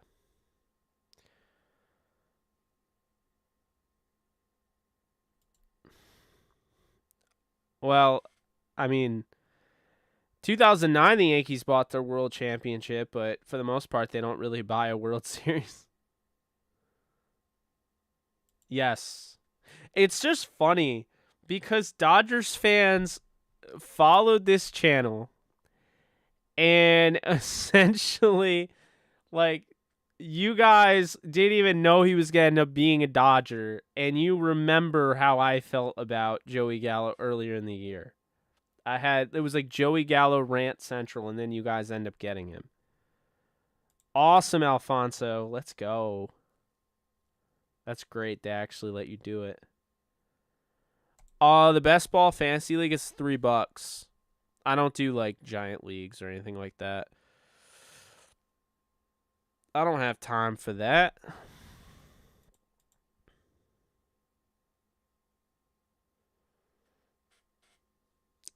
Any chance the Yankees win this game? Probably not.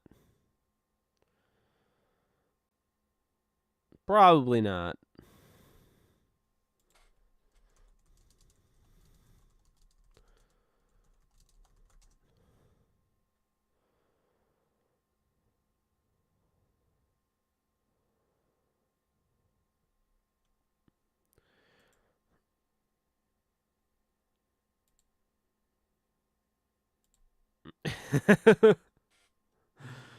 That's funny.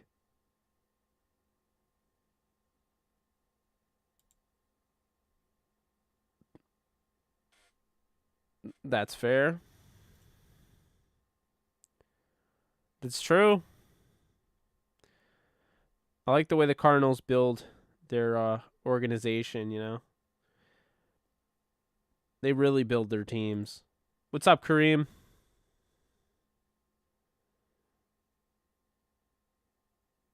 That's true.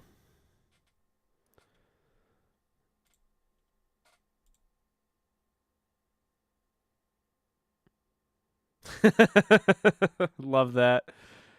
Cardinals Yankees World Series would be awesome. Yeah, it all just hit you at once. It was like it was like Doctor Strange with the whole like the third eye when she puts the finger. Oh my god. The Sorcerer Supreme or whatever.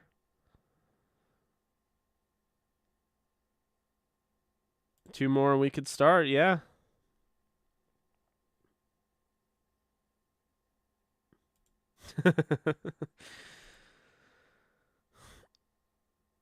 Yeah, I don't know.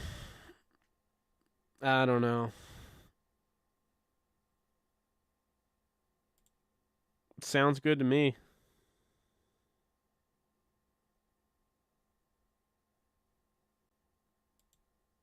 I like Keir Thomas. I think he made the team.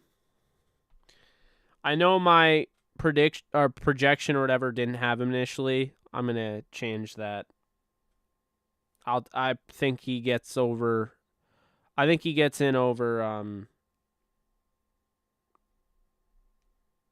Why can I remember? Benton Whitley. Wow, I lost my mind. Watching Jared Goff highlights brings back so much nostalgia. Yeah.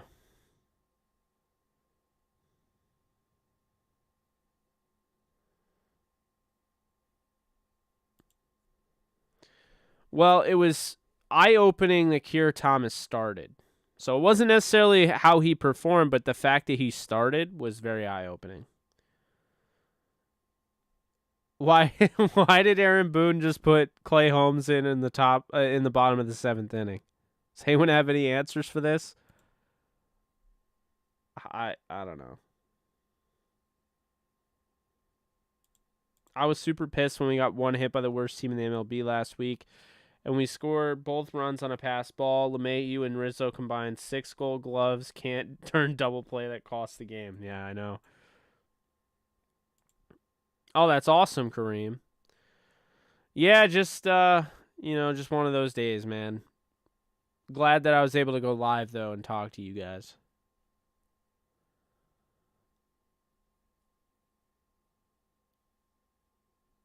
I think so. I definitely think he is.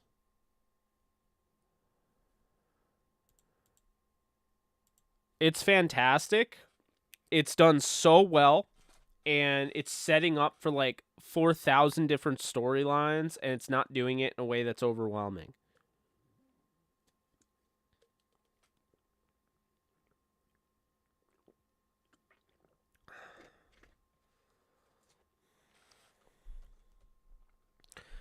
How many strikeouts did Gonsolin have?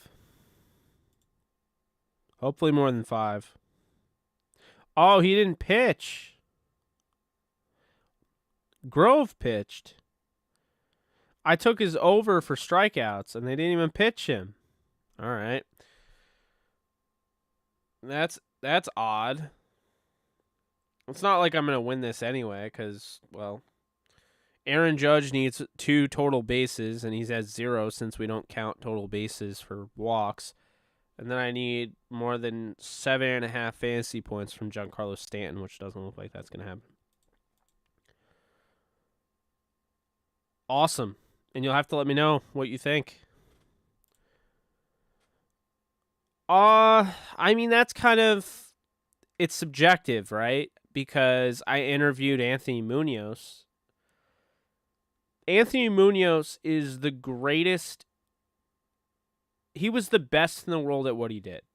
So if we're looking at somebody that was the best at what they did, I only interviewed one guy in that realm because I really, truly believe it's not even an argument. Anthony Munoz is the best offensive tackle in the history of the game.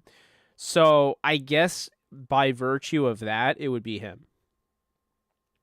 Who, funny enough, was announcing for the Bengals.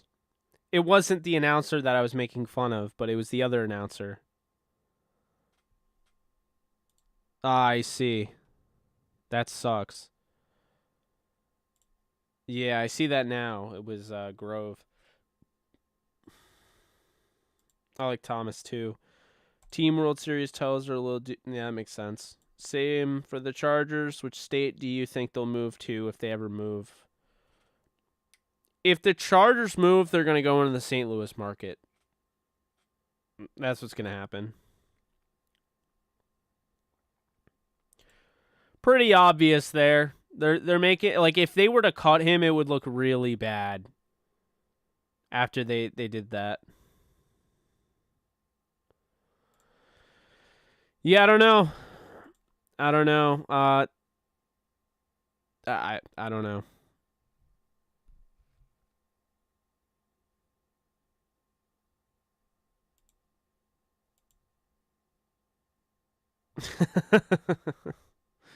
No. Wow, we're almost the same there, but you like the other Kansas team. I mean, I don't know what's better because I like best ball strategically, right? Like I don't want to just have only best ball leagues, but I like having a best ball league, a dynasty league, and a redraft league.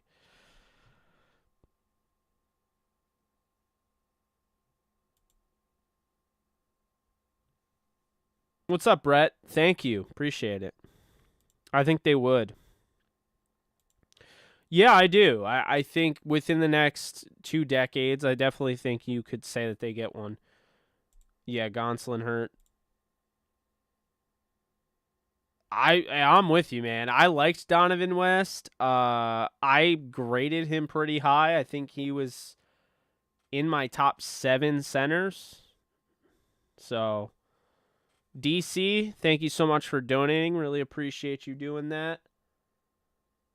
Let me see if I can find where I had him ranked. Let's see here.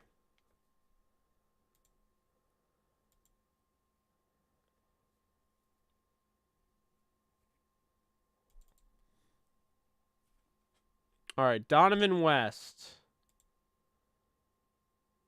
Yeah, I had a 3rd round grade on Donovan West. I would absolutely pick him up. No questions asked.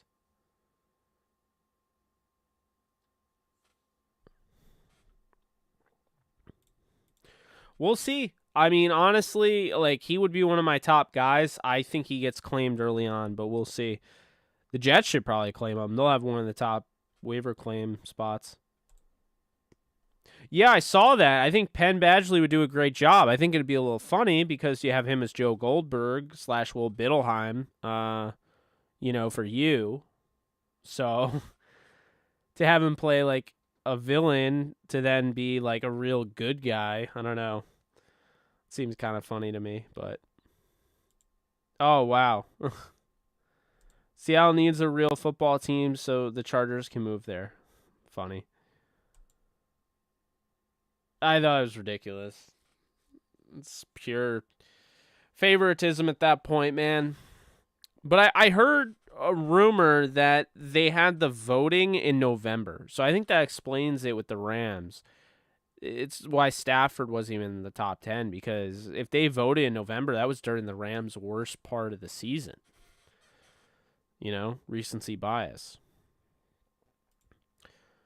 I have not seen the Punisher new logo. I didn't know they released that.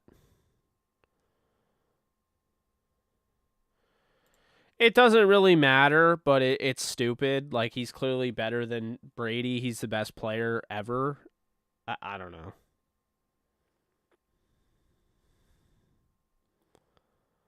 He is healthy.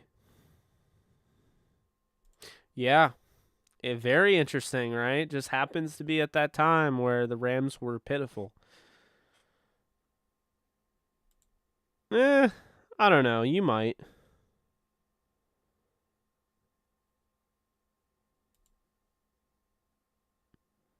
What were the banana helmets? You didn't not like the Rams? I like I love the Rams helmets. I don't know. I mean, I guess these are technically the banana, but I like these helmets. However, I'll say this right now. I saw somebody do a mock-up of the Rams helmet and put that stupid freaking polar bear on the helmet and get rid of the horns. You don't get rid of the horns.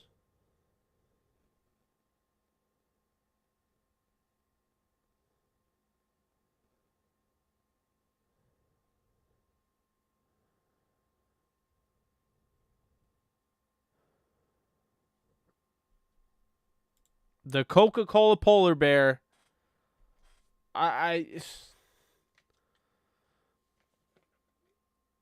Oh nah, that's disgusting. Yeah, dude, we have the best helmets in the league. Like,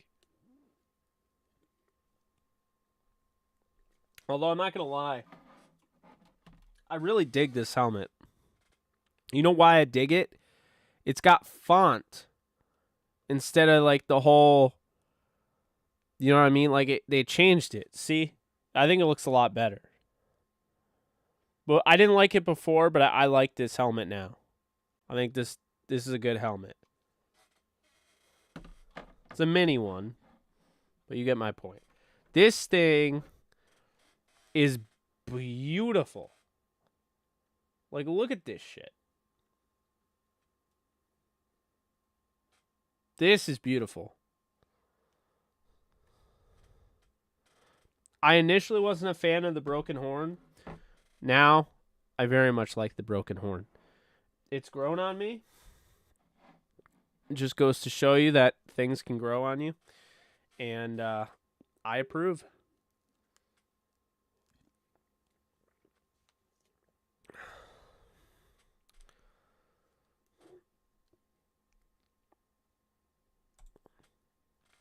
My thoughts with 80 at number 2, well, it's favoritism.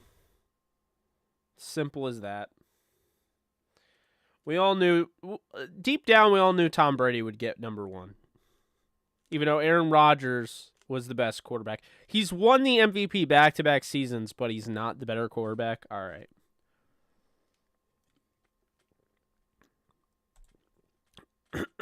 Ugly. Ugly as all hell. I don't know why they think that they can do that, but yeah.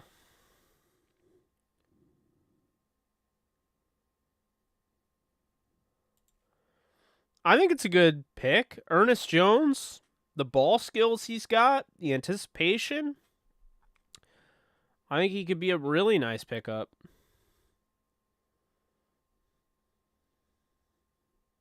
That's true. Very legendary. Same. It grew on me and now I love it. Right with you. I wonder how the gold would look with this now.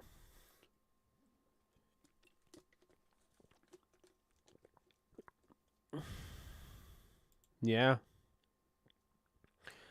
The horn, what people don't understand that don't get it, the horns meant everything to the fan base because there are a lot of people that literally just picked the team because of the horns, because they were so damn cool. And these are like kids, right? Like, obviously they're grown up now. They're a lot older than me, but like there are people that grew up with the horns and they're like, holy shit, like I want to like that team. So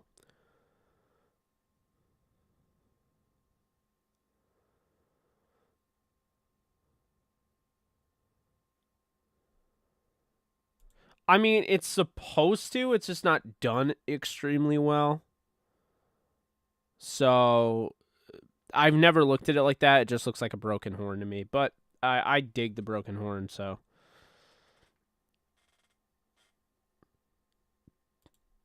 Yeah.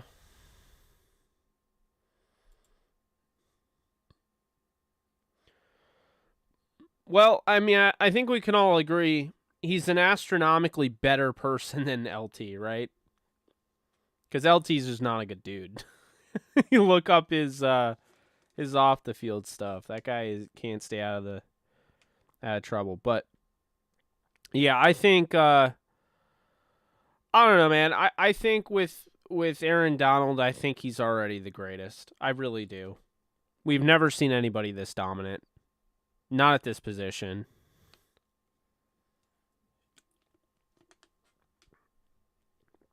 I do. I've been waiting for it, rooting for it every night. He's at 694. I definitely think Pujols gets to 700.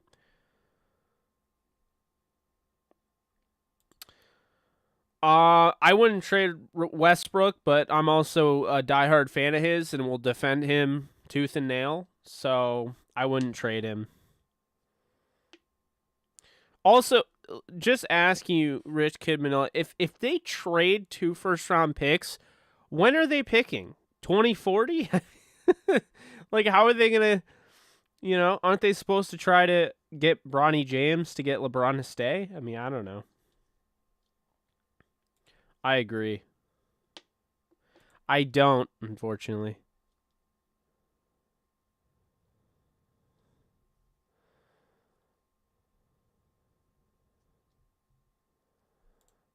It's true. That's also fair. I will say this. This helmet looks god awful in Madden, and I don't know why they made it so bad.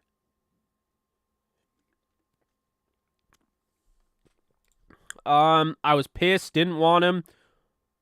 Home run Judge.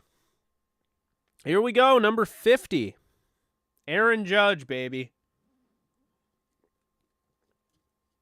He's 11 away from tying what people would say is the actual home run record held since 1961 by Roger Maris.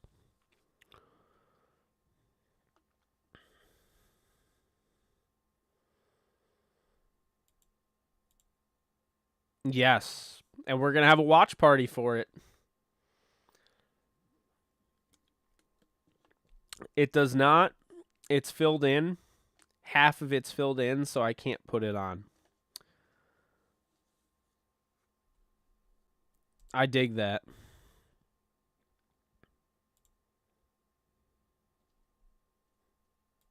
Skoranek got cut? Where did you hear that?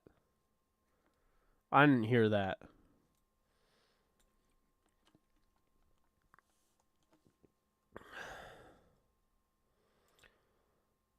Who's Rudy's?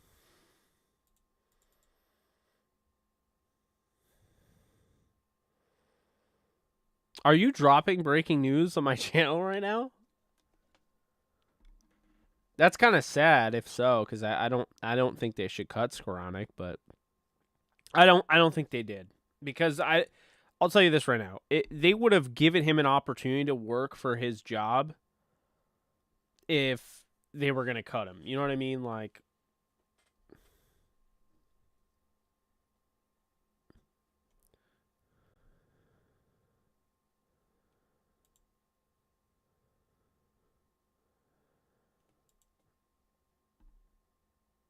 I'm so confused, man.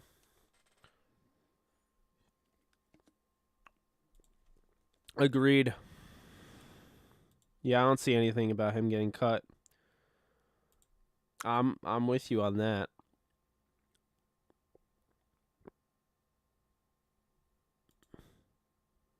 Who's a watcher? I'm so confused, man. Stan, you gotta help me out here. I don't know where we're going with this.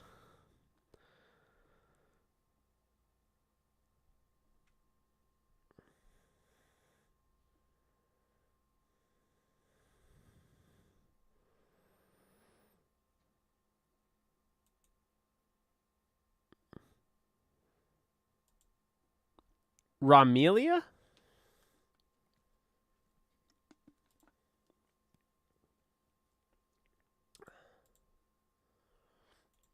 You mean Ramelia report or whatever?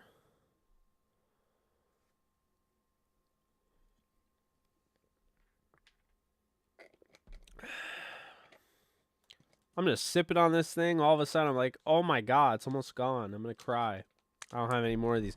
Snapple's the greatest soft drink of all time. I don't drink soda or coffee, so I just love tea. And this is just freaking amazing.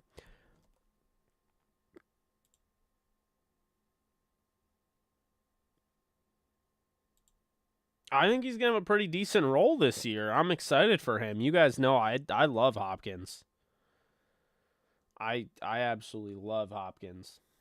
I've been on Hopkins for a while, and there were people saying he'd get cut. I was like, man, he was drafted in 2020. I said it. I'll stand by it. Getting him in the 4th round was one of the craziest steals I've seen.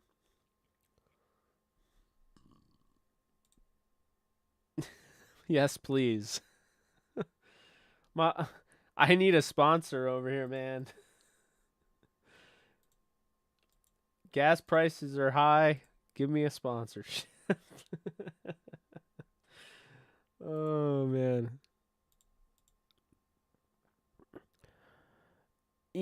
Here's the thing with Brisk. I feel like I can taste it's like syrupy for me.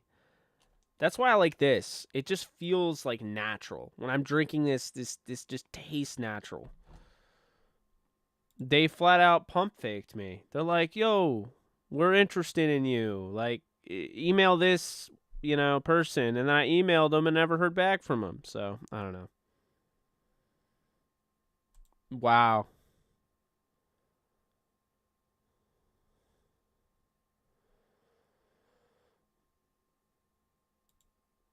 Aw, come on, Stan.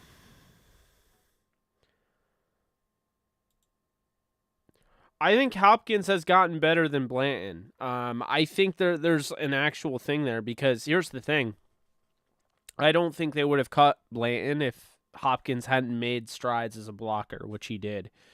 But I think he's a very good receiver.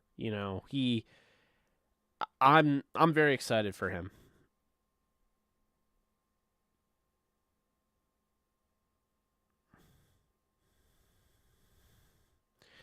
Yeah, I hate the Ram logo.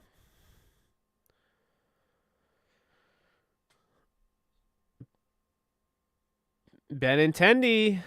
Here we go. Down 4-3, top 8. Benintendi single to center. And in steps Giancarlo Stanton, who can win me, I don't even know at this point, $10, $20. I don't know. He can win me money if he hits a home run here. Yeah, I think it's a good fit for him. We'll see. Yeah, I can't either.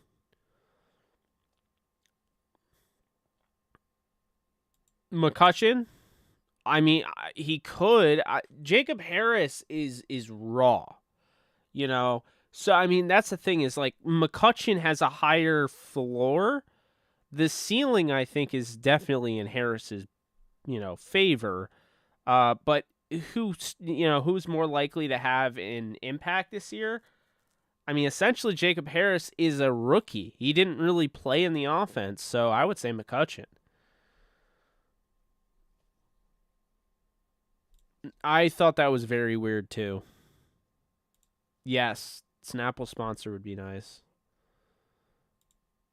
Yeah, he did. All right, let's go, Stanton. 2-run shot to take the lead. Let's go. Let's go, baby. I think if there's a serious injury, he will. I think Hopkins has a unique skill set as a receiver, but he's a really bad as a blocker. We've seen him without Munt. He's going to need to step up that part of the game. I think he did. That's what I think, Kareem. I think he did step up. I think he's become a lot better as a blocker, and I think that's why they decided to make that move. Damn it. Stanton just popped out.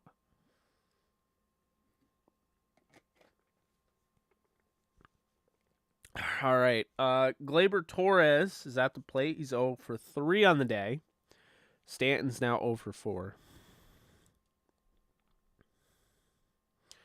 Yeah, Munt's in Minnesota now. Yeah, I was too. We'll see. You know, if the opportunity presents itself, maybe he is a Ram again.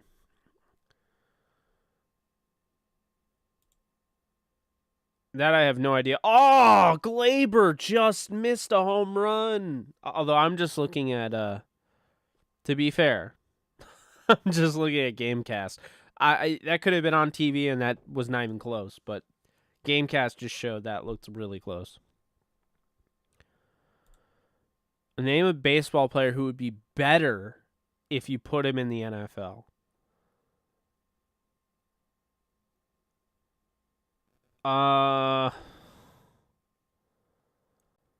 That is a good question.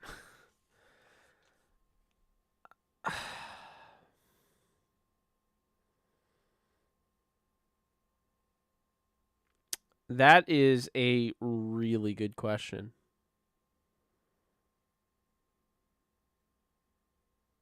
Joe Adell. Joe Adell is an elite athlete, but he has struggled to really get going in the MLB. And he is on this team right now. He only got 6 home runs. Like I said, elite athlete. Joe Adell at 6'3", 215 could be a damn good receiver if he could catch the ball. Very athletic.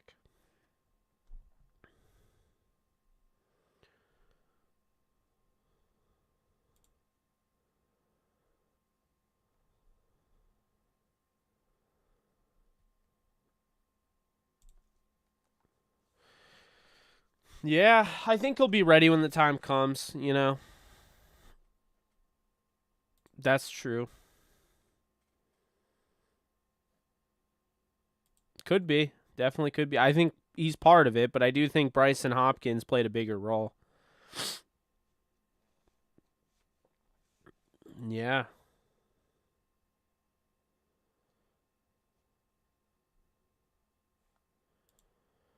Crazy, man. He's 2 away from A-Rod's 696. I said 9. Imagine someone hitting 900 home runs. Yes. Speaking of which, maybe I missed him, but I don't think I did. I haven't seen Dr. Dingus tonight, so. No, Joe. Eric Weddle is long retired now. He's not coming back out of retirement. I think he's very, very satisfied with his deal. Gallo. I mean, Judge and Sander are practically tight ends in the NFL. They could be good. You're right, but the question was who would be a better football player than they were a baseball player. So I think Adell, since he struggled, I think Adell could be really good. Joe, you know, I loved Adell in the draft. I thought the Angels got an absolute stud. But I think Adell has struggled to this point. And when you look at that 6'3", 215 body type and just how athletic he is, then yeah, I absolutely think He could be, as long as he translated, he could be a good wide receiver. I don't see it, but if there is a third tight end, keep an eye out for Roger Carter. I think he's done some really nice things. Really good special teamer, too. That's true. I definitely agree with that. There are people that say Bobby Wagner's washed. The guy's in his early 30s, not his late 30s. I don't know what the deal is there, but I don't know.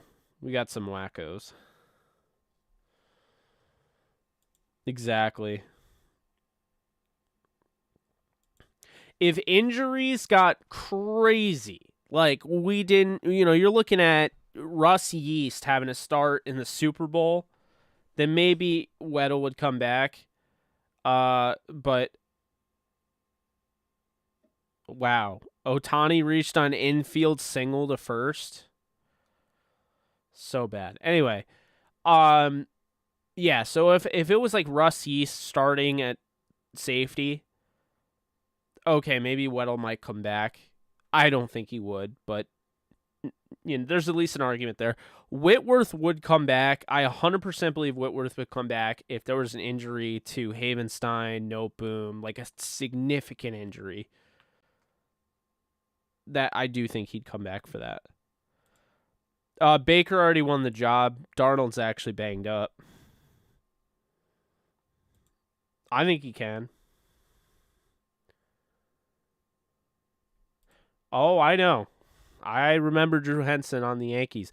I remember MLB MVP baseball. Drew Henson was like the third baseman for the Yankees in that game.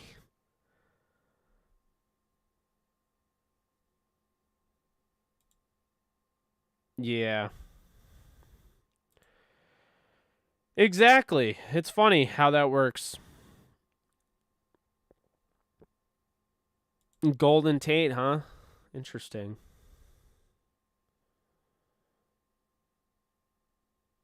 No, I don't. By the way, guys, sorry. Gonna add, I'm dying from like the heat. So I'm gonna turn on my fan here. You might hear a little feedback.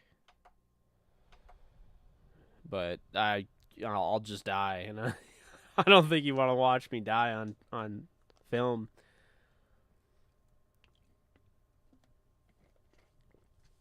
All right. Dude, Yankees suck now out of nowhere, and usually a second half team. Yeah, it's painful. I love that my man Tronco calls the Mets a copy paste franchise. I mean, that's what they are. By the way, I hate to be this guy, and if there are Mets fans in here, I'm sorry. But not only did you copy the Giants logo, not only did you copy the Giants orange color and the Dodgers blue color, but you also copied the Yankees because you copied the Yankees Old Timers Day. You called it the Mets Old Timers Day, which that was a Yankee thing created in 1946, and you copied it. So once again, you can't think of one single thing on your own. Everything is a ripoff. You are the copy and paste franchise. You are. I don't make the rules. The old timers thing got me like laughing hysterically. When I saw that they ripped off the Yankees Old Timers Day, I was cracking up. It's not to say no one else has ever done the Old Timers, but the Yankees founded it in 1946. And Mets fans are like, well, we did it 28 years ago. Yep, and you copied it 28 years ago. You couldn't even rename it. I mean, of course not. This is coming from the organization that literally copied and pasted the Giants logo on their hat and just used the Brooklyn Dodger blue and the Giants orange to get people attention that were, when those franchise moved away. It was a marketing ploy. Oh my God. Oh my god, my head is spinning after that.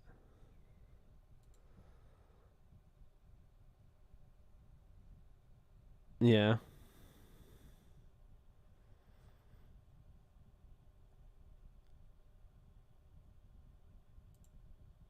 Dry heat's great. I'll never forget being in uh being in Las Vegas. Holy God. There's a giant ass spider and it just decided to I don't know what to do. Pick it up with this.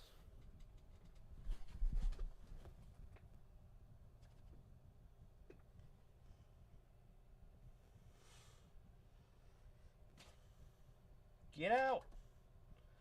Go. Oh my. Just you didn't see it. You didn't see it, but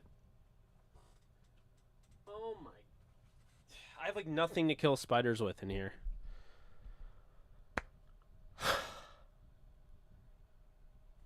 I gotta burn the entire house down now. I don't see any other way.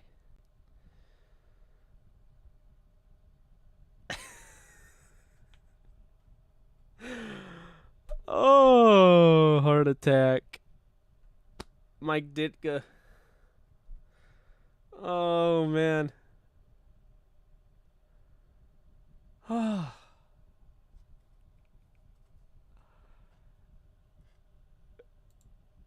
Because I'm in the basement. That's why. Yeah, I don't even know how I'm alive, honestly. Like, there's one up there. There's one over there.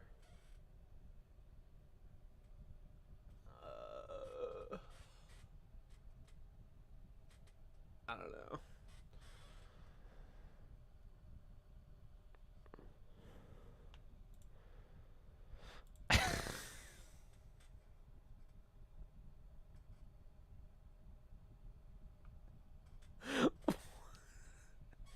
What?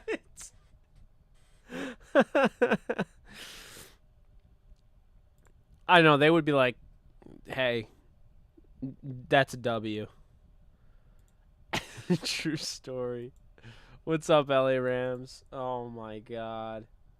Yeah, so that spider is gonna come back to kill me. It was on my desk and I just kind of like pushed it off, so I'm sure that'll climb into my bed.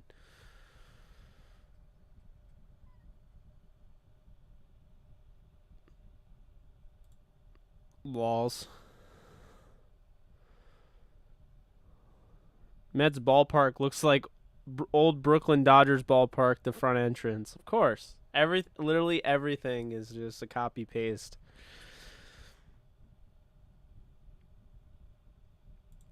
Yeah, he's not Johnny Hecker, and honestly, I would consider getting Brett Kern, who was cut, Pro Bowl punter from the Titans. I saw that. Great commercial.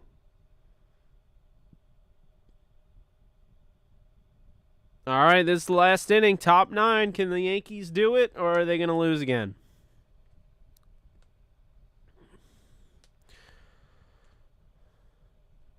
Pizza, pizza.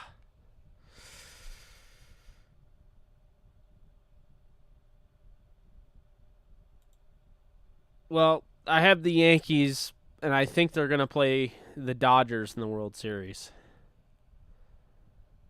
But we'll see.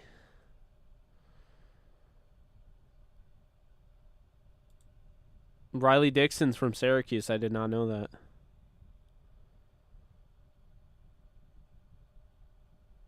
It's true.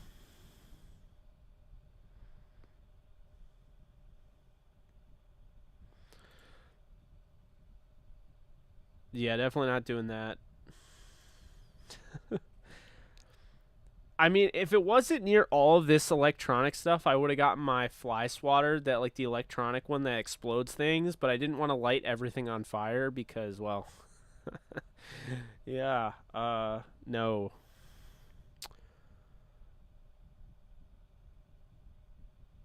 I think the Vikings are going to win their division and be an absolute monster of a team. Watch out for them. Now that they got Mike Zimmer out of the way, that team's going to start winning.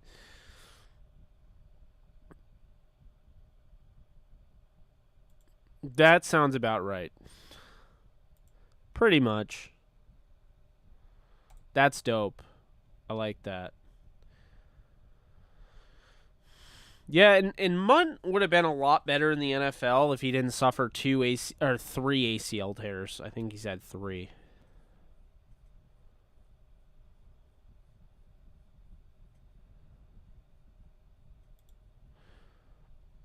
Yeah, Rams Yankee, man. That's a great combo. The Ranky fans into the Spider-Verse, but I don't want to be in the Spider-Verse. Yeah, that was great.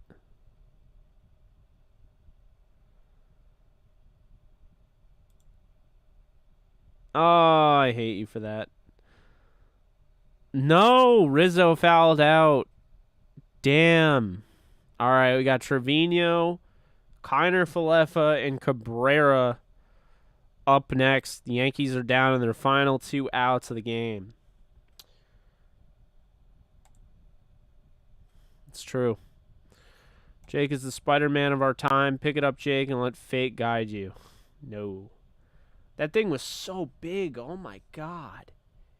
It just came down like this, and I still can't believe, like, it just came down in a way like it was out of the vision of the camera. And I'm just watching it in slow motion, like my life slowly ending. Yes, big game next week. What's up, Rod? Looking forward to it. Yes, I'm from New York. I'm still in New York.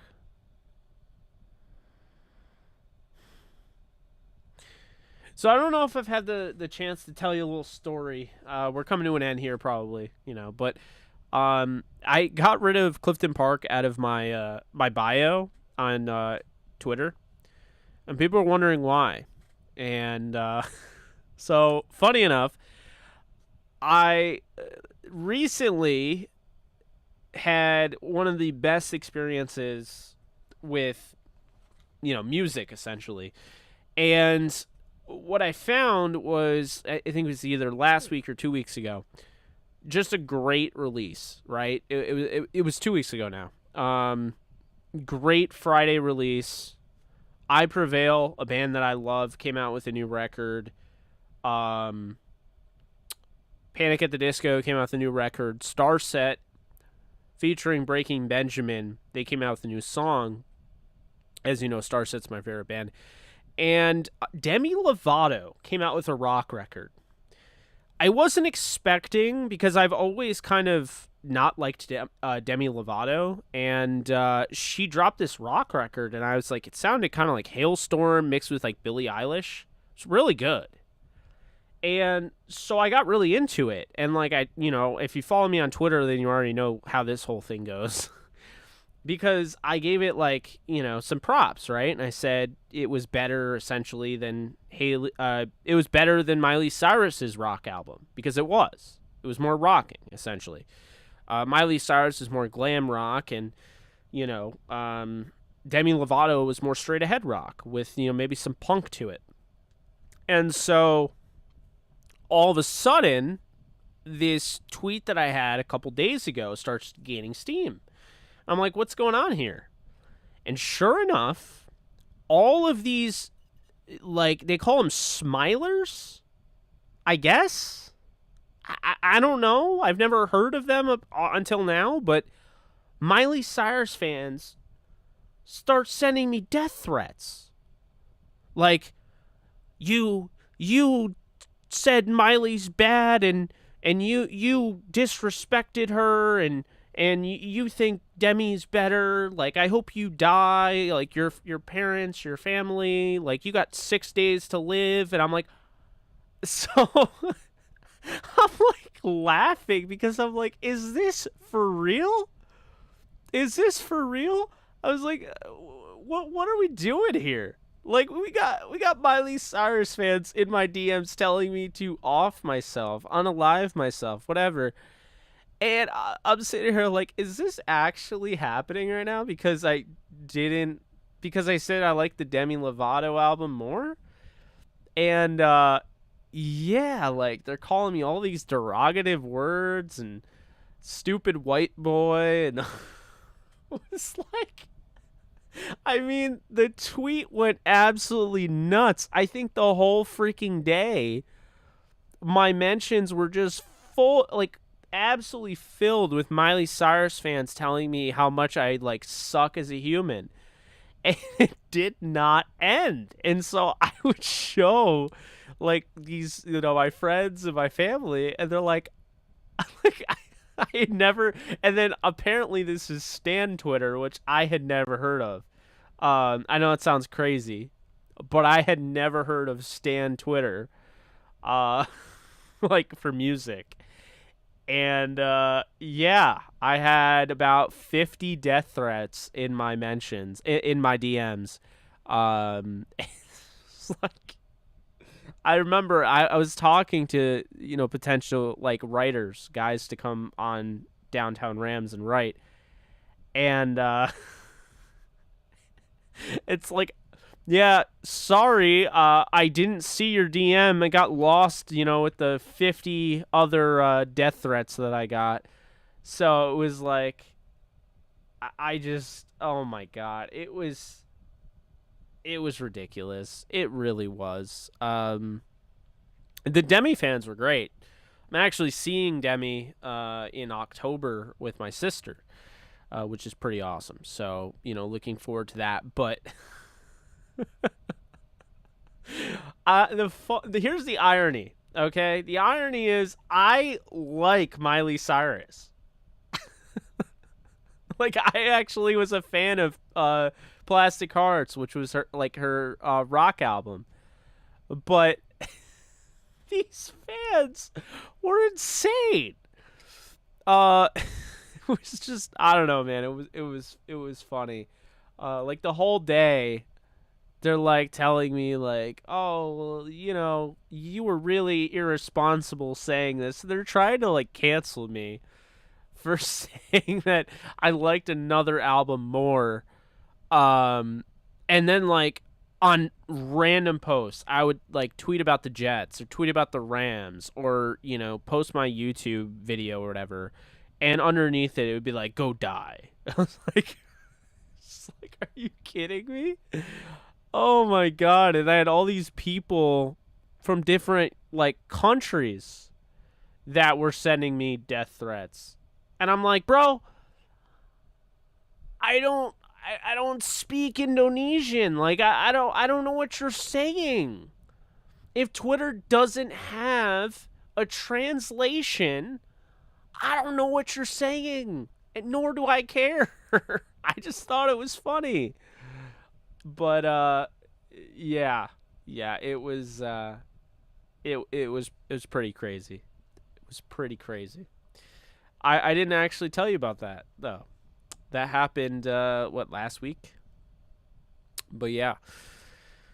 So in conclusion, if you listen to the new Demi Lovato record, and if you like female-fronted rock, you will like this.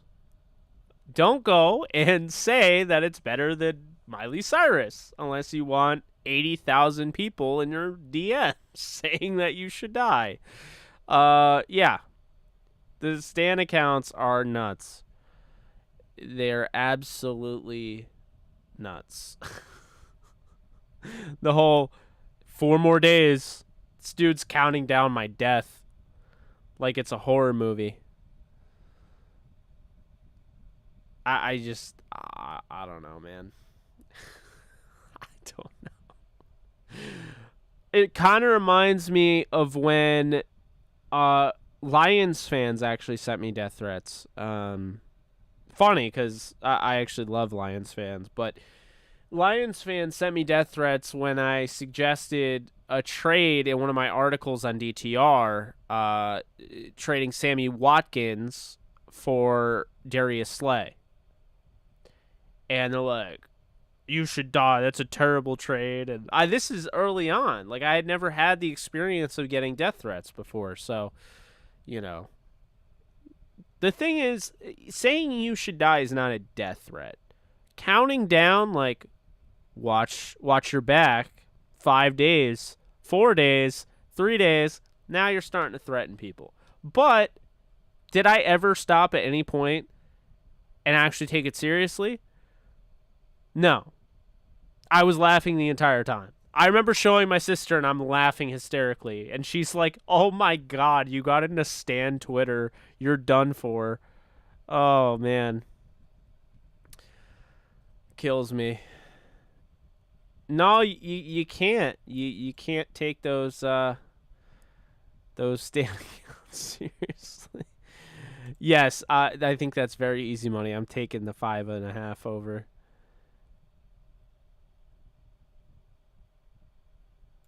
And I'm going to cry. Man, Cabrera could have ended it.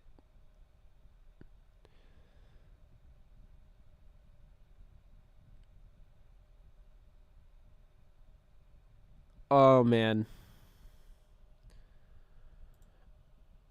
I mean, I guess Miley Cyrus. I didn't know she had a fan base so toxic, but my experience, I mean... Man, Stan accounts, they mean business.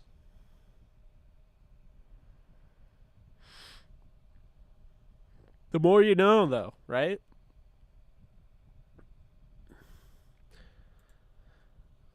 I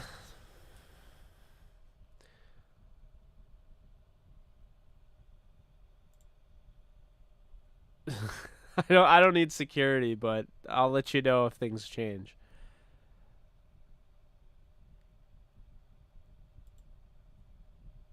I hear you. Thanks, Rob. Cheers, my friend. Yeah, I don't know, folks. I love sharing my my experiences because, I don't know, they're funny. I feel like I'm never going to know where that spider ends up until it's literally crawling on my legs. I don't know. Oh, man.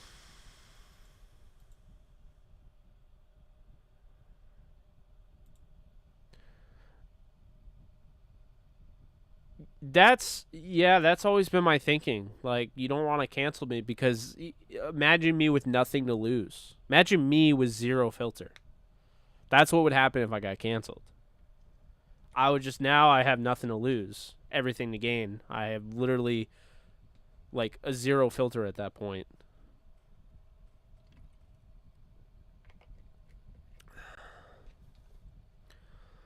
Thanks, Matt. It's terrible. I don't like it, and yeah, that's about as simple as I would say.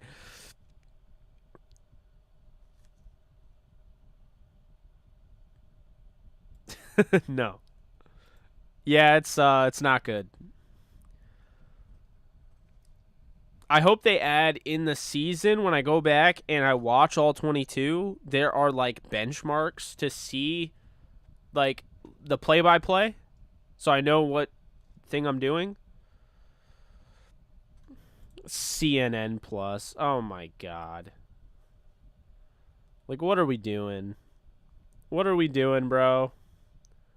Oh, we got CNN Plus.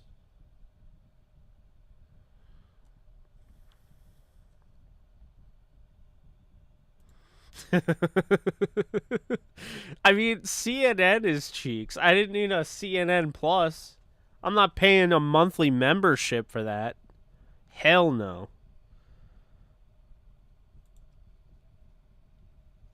Yeah, I heard the stock market was terrible today. The best thing I did for my mental health and my physical health was stop involving myself in the stock market. That'll change later on in my life. I'll probably get back into it, but I feel so much better not being in the stock market. McDonald's Plus. They'll be like, yeah, you only get 10 chicken McNuggets, but if you get McDonald's Plus, you get 20 chicken McNuggets. Well, can I just order 2 orders of the 10 chicken McNuggets? You can, but that will cost an extra $5. Why? I don't know. I don't make the rules. There we go. That's why I love The Boys when they made Vought Plus.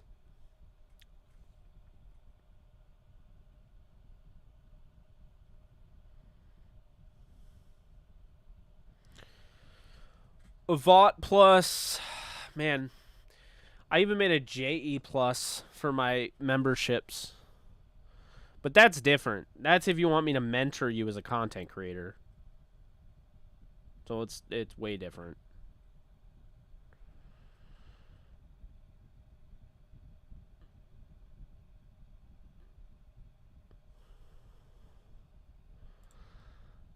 Dude, I'd freaking do that. Are you kidding me? Although, why am I only getting 4 sauces at that point? Just give me all the buffalo.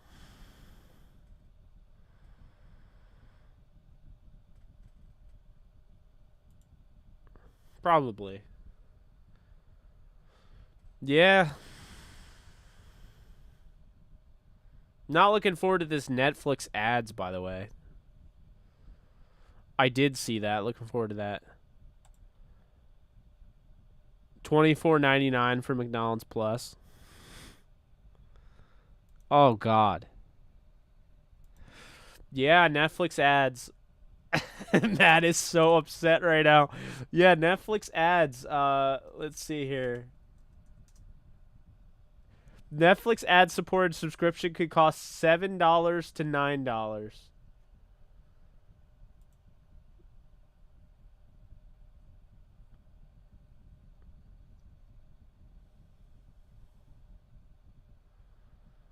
Yep.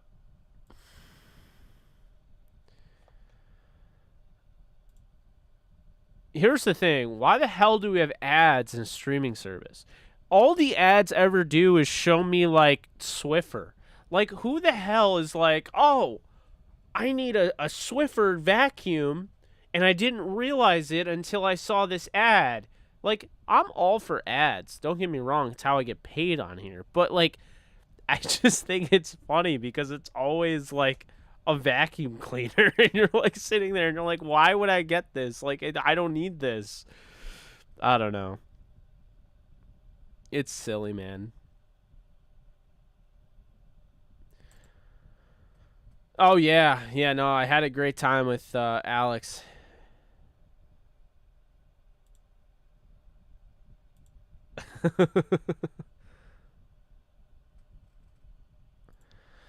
I think here's what I think. I think Netflix is gonna have ads on certain lower. So like right now it's $15 for the regular. I think they're just gonna make $15 like non-ads. So I don't think it's gonna hurt you now. I think they're just giving you an opportunity to have a cheaper option if you want ads. If you're okay with ads and you want a cheaper option. That's what I think they're doing, but I don't know.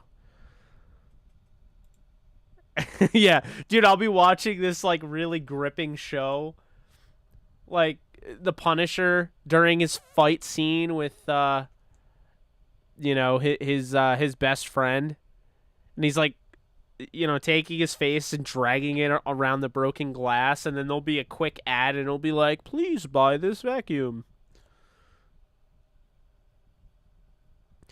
The ads will be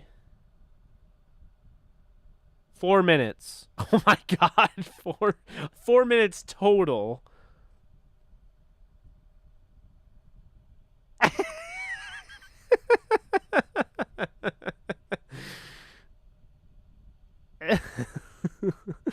I need to see it. I haven't seen it yet.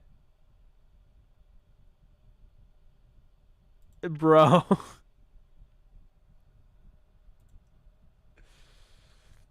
No, I think what it is like I was saying, the ad-supported plan is going to be cheap.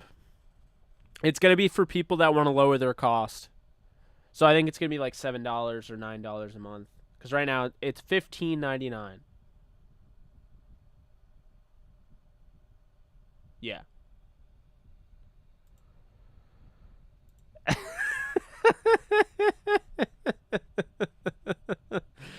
Oh, man. I actually like Netflix, but I hear you. I like Trey Lance a lot. I think he's the best quarterback from that draft. Yeah, I mean, I think if you have ads, it should be a free subscription. It should. Like, why am I paying if you're putting in ads? The whole point of me paying is because you're not putting in ads. Yeah, get ready, man. What's that? You're watching you? There's a big moment with Joe Goldberg, and nope. Time for you to get a vacuum ad. Pretty much. Yeah, I agree.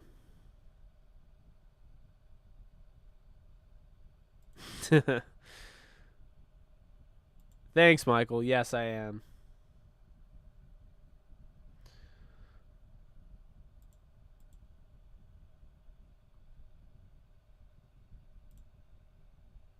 Yeah, I like Netflix, but I get why people don't like Netflix.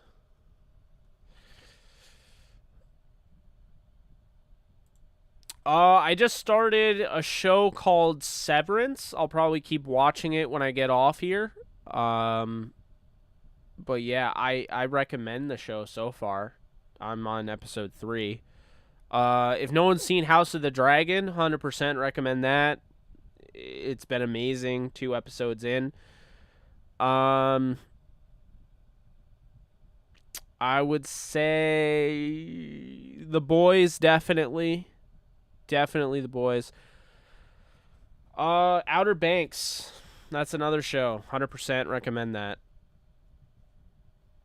My God, can you imagine in one of those chase scenes in Outer Banks and they just cut it off and they're like, ooh, get the new Swiffer vacuum.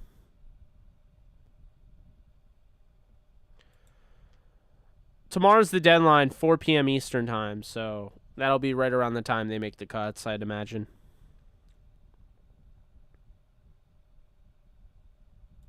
Exactly. Next stream will be tomorrow, and it will be right around the 4 o'clock cut deadline. So we'll be talking about the cuts. I'll be talking about them, both teams, Rams and Jets, and we'll go from there.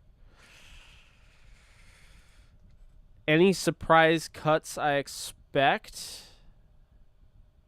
Well, I feel like that clashes, Bat, because if I was expecting it, then is it really a surprise? I see what you're saying, though.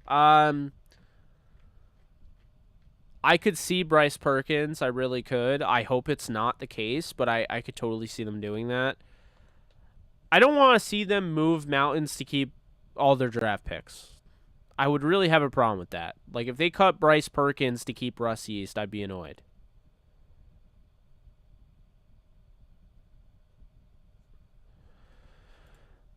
Yeah, like I said, Andrew, I can't really complain too much about ads because I don't make money and I can't pay bills without ads. So, but I hear you. I definitely hear you there. There's been more ads in my videos lately. I've noticed that.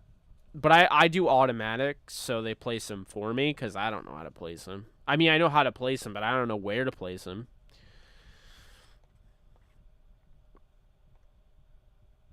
Outer Banks is fantastic. You'll be hooked.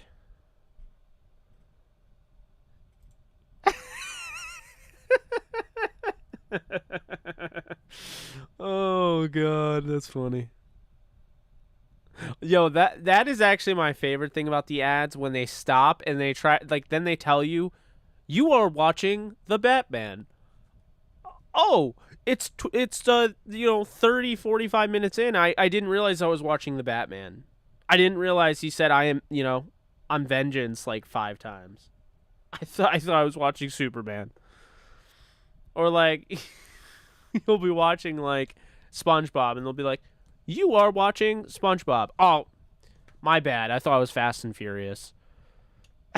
Like, why do the ads tell you what you're watching when you're already like in the middle of it? It's not the beginning. It's not like, "Welcome to this show. I hope you enjoy." It's like oh man, I don't know. I think it's hilarious. I think it's absolutely freaking hilarious when they're like you'll be watching like The Mandalorian. Oh, that's a bad example because it doesn't happen on Disney Plus, thank God. But yeah, you'll be watching like the OC. Okay, you're watching the OC, and all of a sudden they're like halfway through, they cut you off, and they're like, "You are watching the OC," and I'm like, "Wow, I thought I was watching Desperate Housewives. I didn't know that."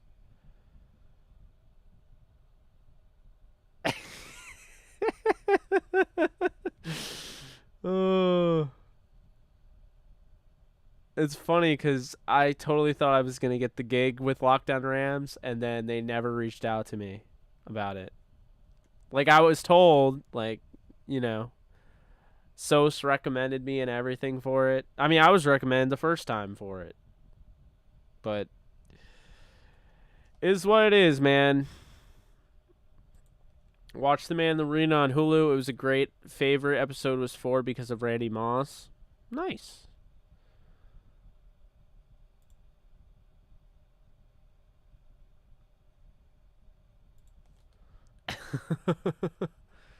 Yeah, but I could probably also afford my bills.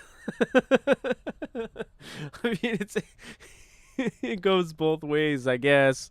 I don't know. We're doing good on the channel, but definitely ready for the NFL season, if you know what I mean. Juicy news. Do you think if an O-line is cut, the Rams will pick them up? It depends on the O-line. But I'll tell you right now, I would definitely think about picking up Donovan West. Mainly because I had a 3rd-round grade on him, and I think he's a stud.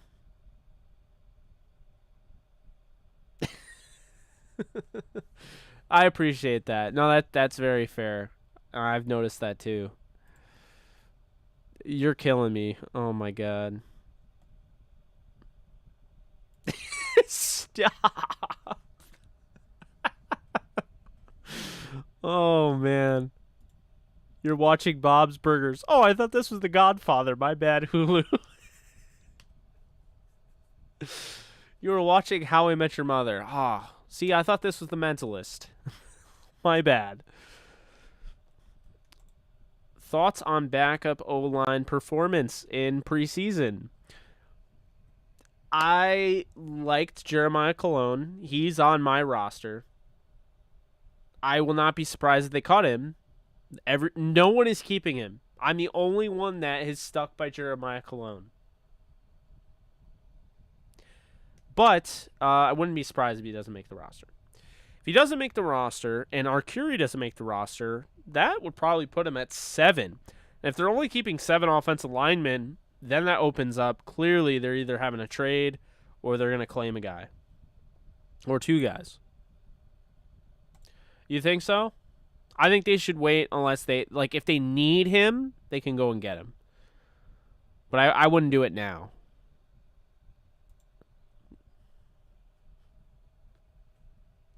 I try not to be that.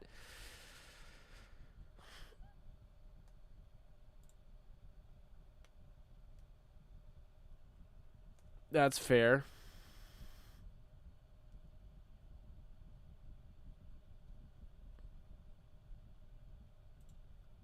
I disagree with you on that one, but Sony did get cut by the Dolphins.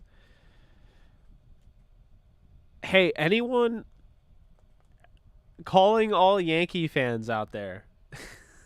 Is anyone else tired of the sunshine on my shoulder?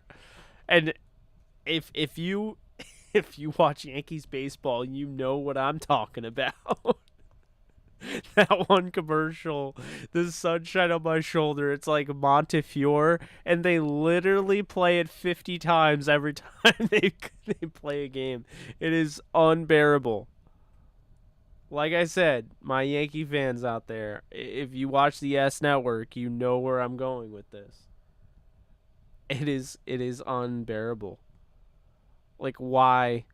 I can't. I can't. And I see people on Twitter like, no, we don't see the sunshine on your shoulder. Like it's so funny.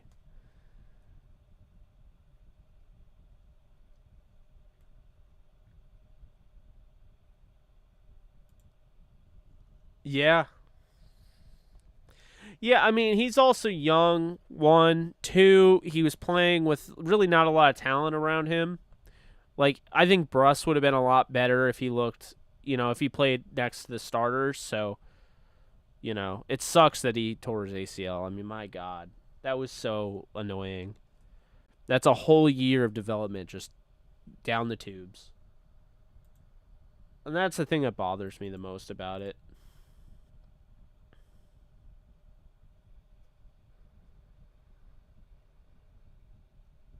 But, yeah. Anything else, folks? Man, I'm getting tired. Figure I'd probably just watch some Severance and call it a night.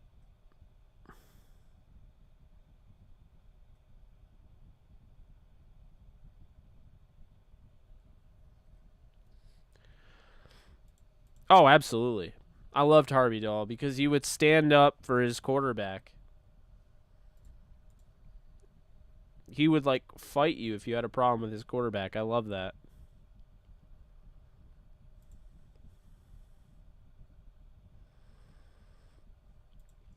Absolutely love that. Alrighty. Well, I think that's going to do it. I am heading out. It's been fun. We'll be back here. Well, it's the next day already on my side of the world. So, we'll be back here at 4 p.m. Eastern Time around that. Yes, I do like Arctic Monkeys. I've listened to that new song 20 times in a row. I love the direction they're going in. I am a hard rock fan through and through. I love my metalcore, all of that, screamo, whatever. But this Arctic Monkeys, like really chill, vibey type of music just resonates with me. And it's weird because I typically don't like it, but Tranquility Base Hotel and Casino is just unlike anything I really listen to, and it is so spectacular. So to see that they're kind of sticking with that sound, I love it. I definitely sign off on it, Andrew. I'm very, very excited about the future of Arctic Monkeys. Can't wait for their new record in October. But yeah, I'll try not to. All right, guys. Appreciate you. I'm going to head on out. Um, and we'll be back here. I don't know if it's at 4 p.m. Eastern Time, but we'll be back here. I'll schedule it for 4 p.m. Eastern Time. If anything comes out beforehand, we'll go live anyway. But yeah, that's going to do it. So appreciate y'all, and I'll see you later. Deuces.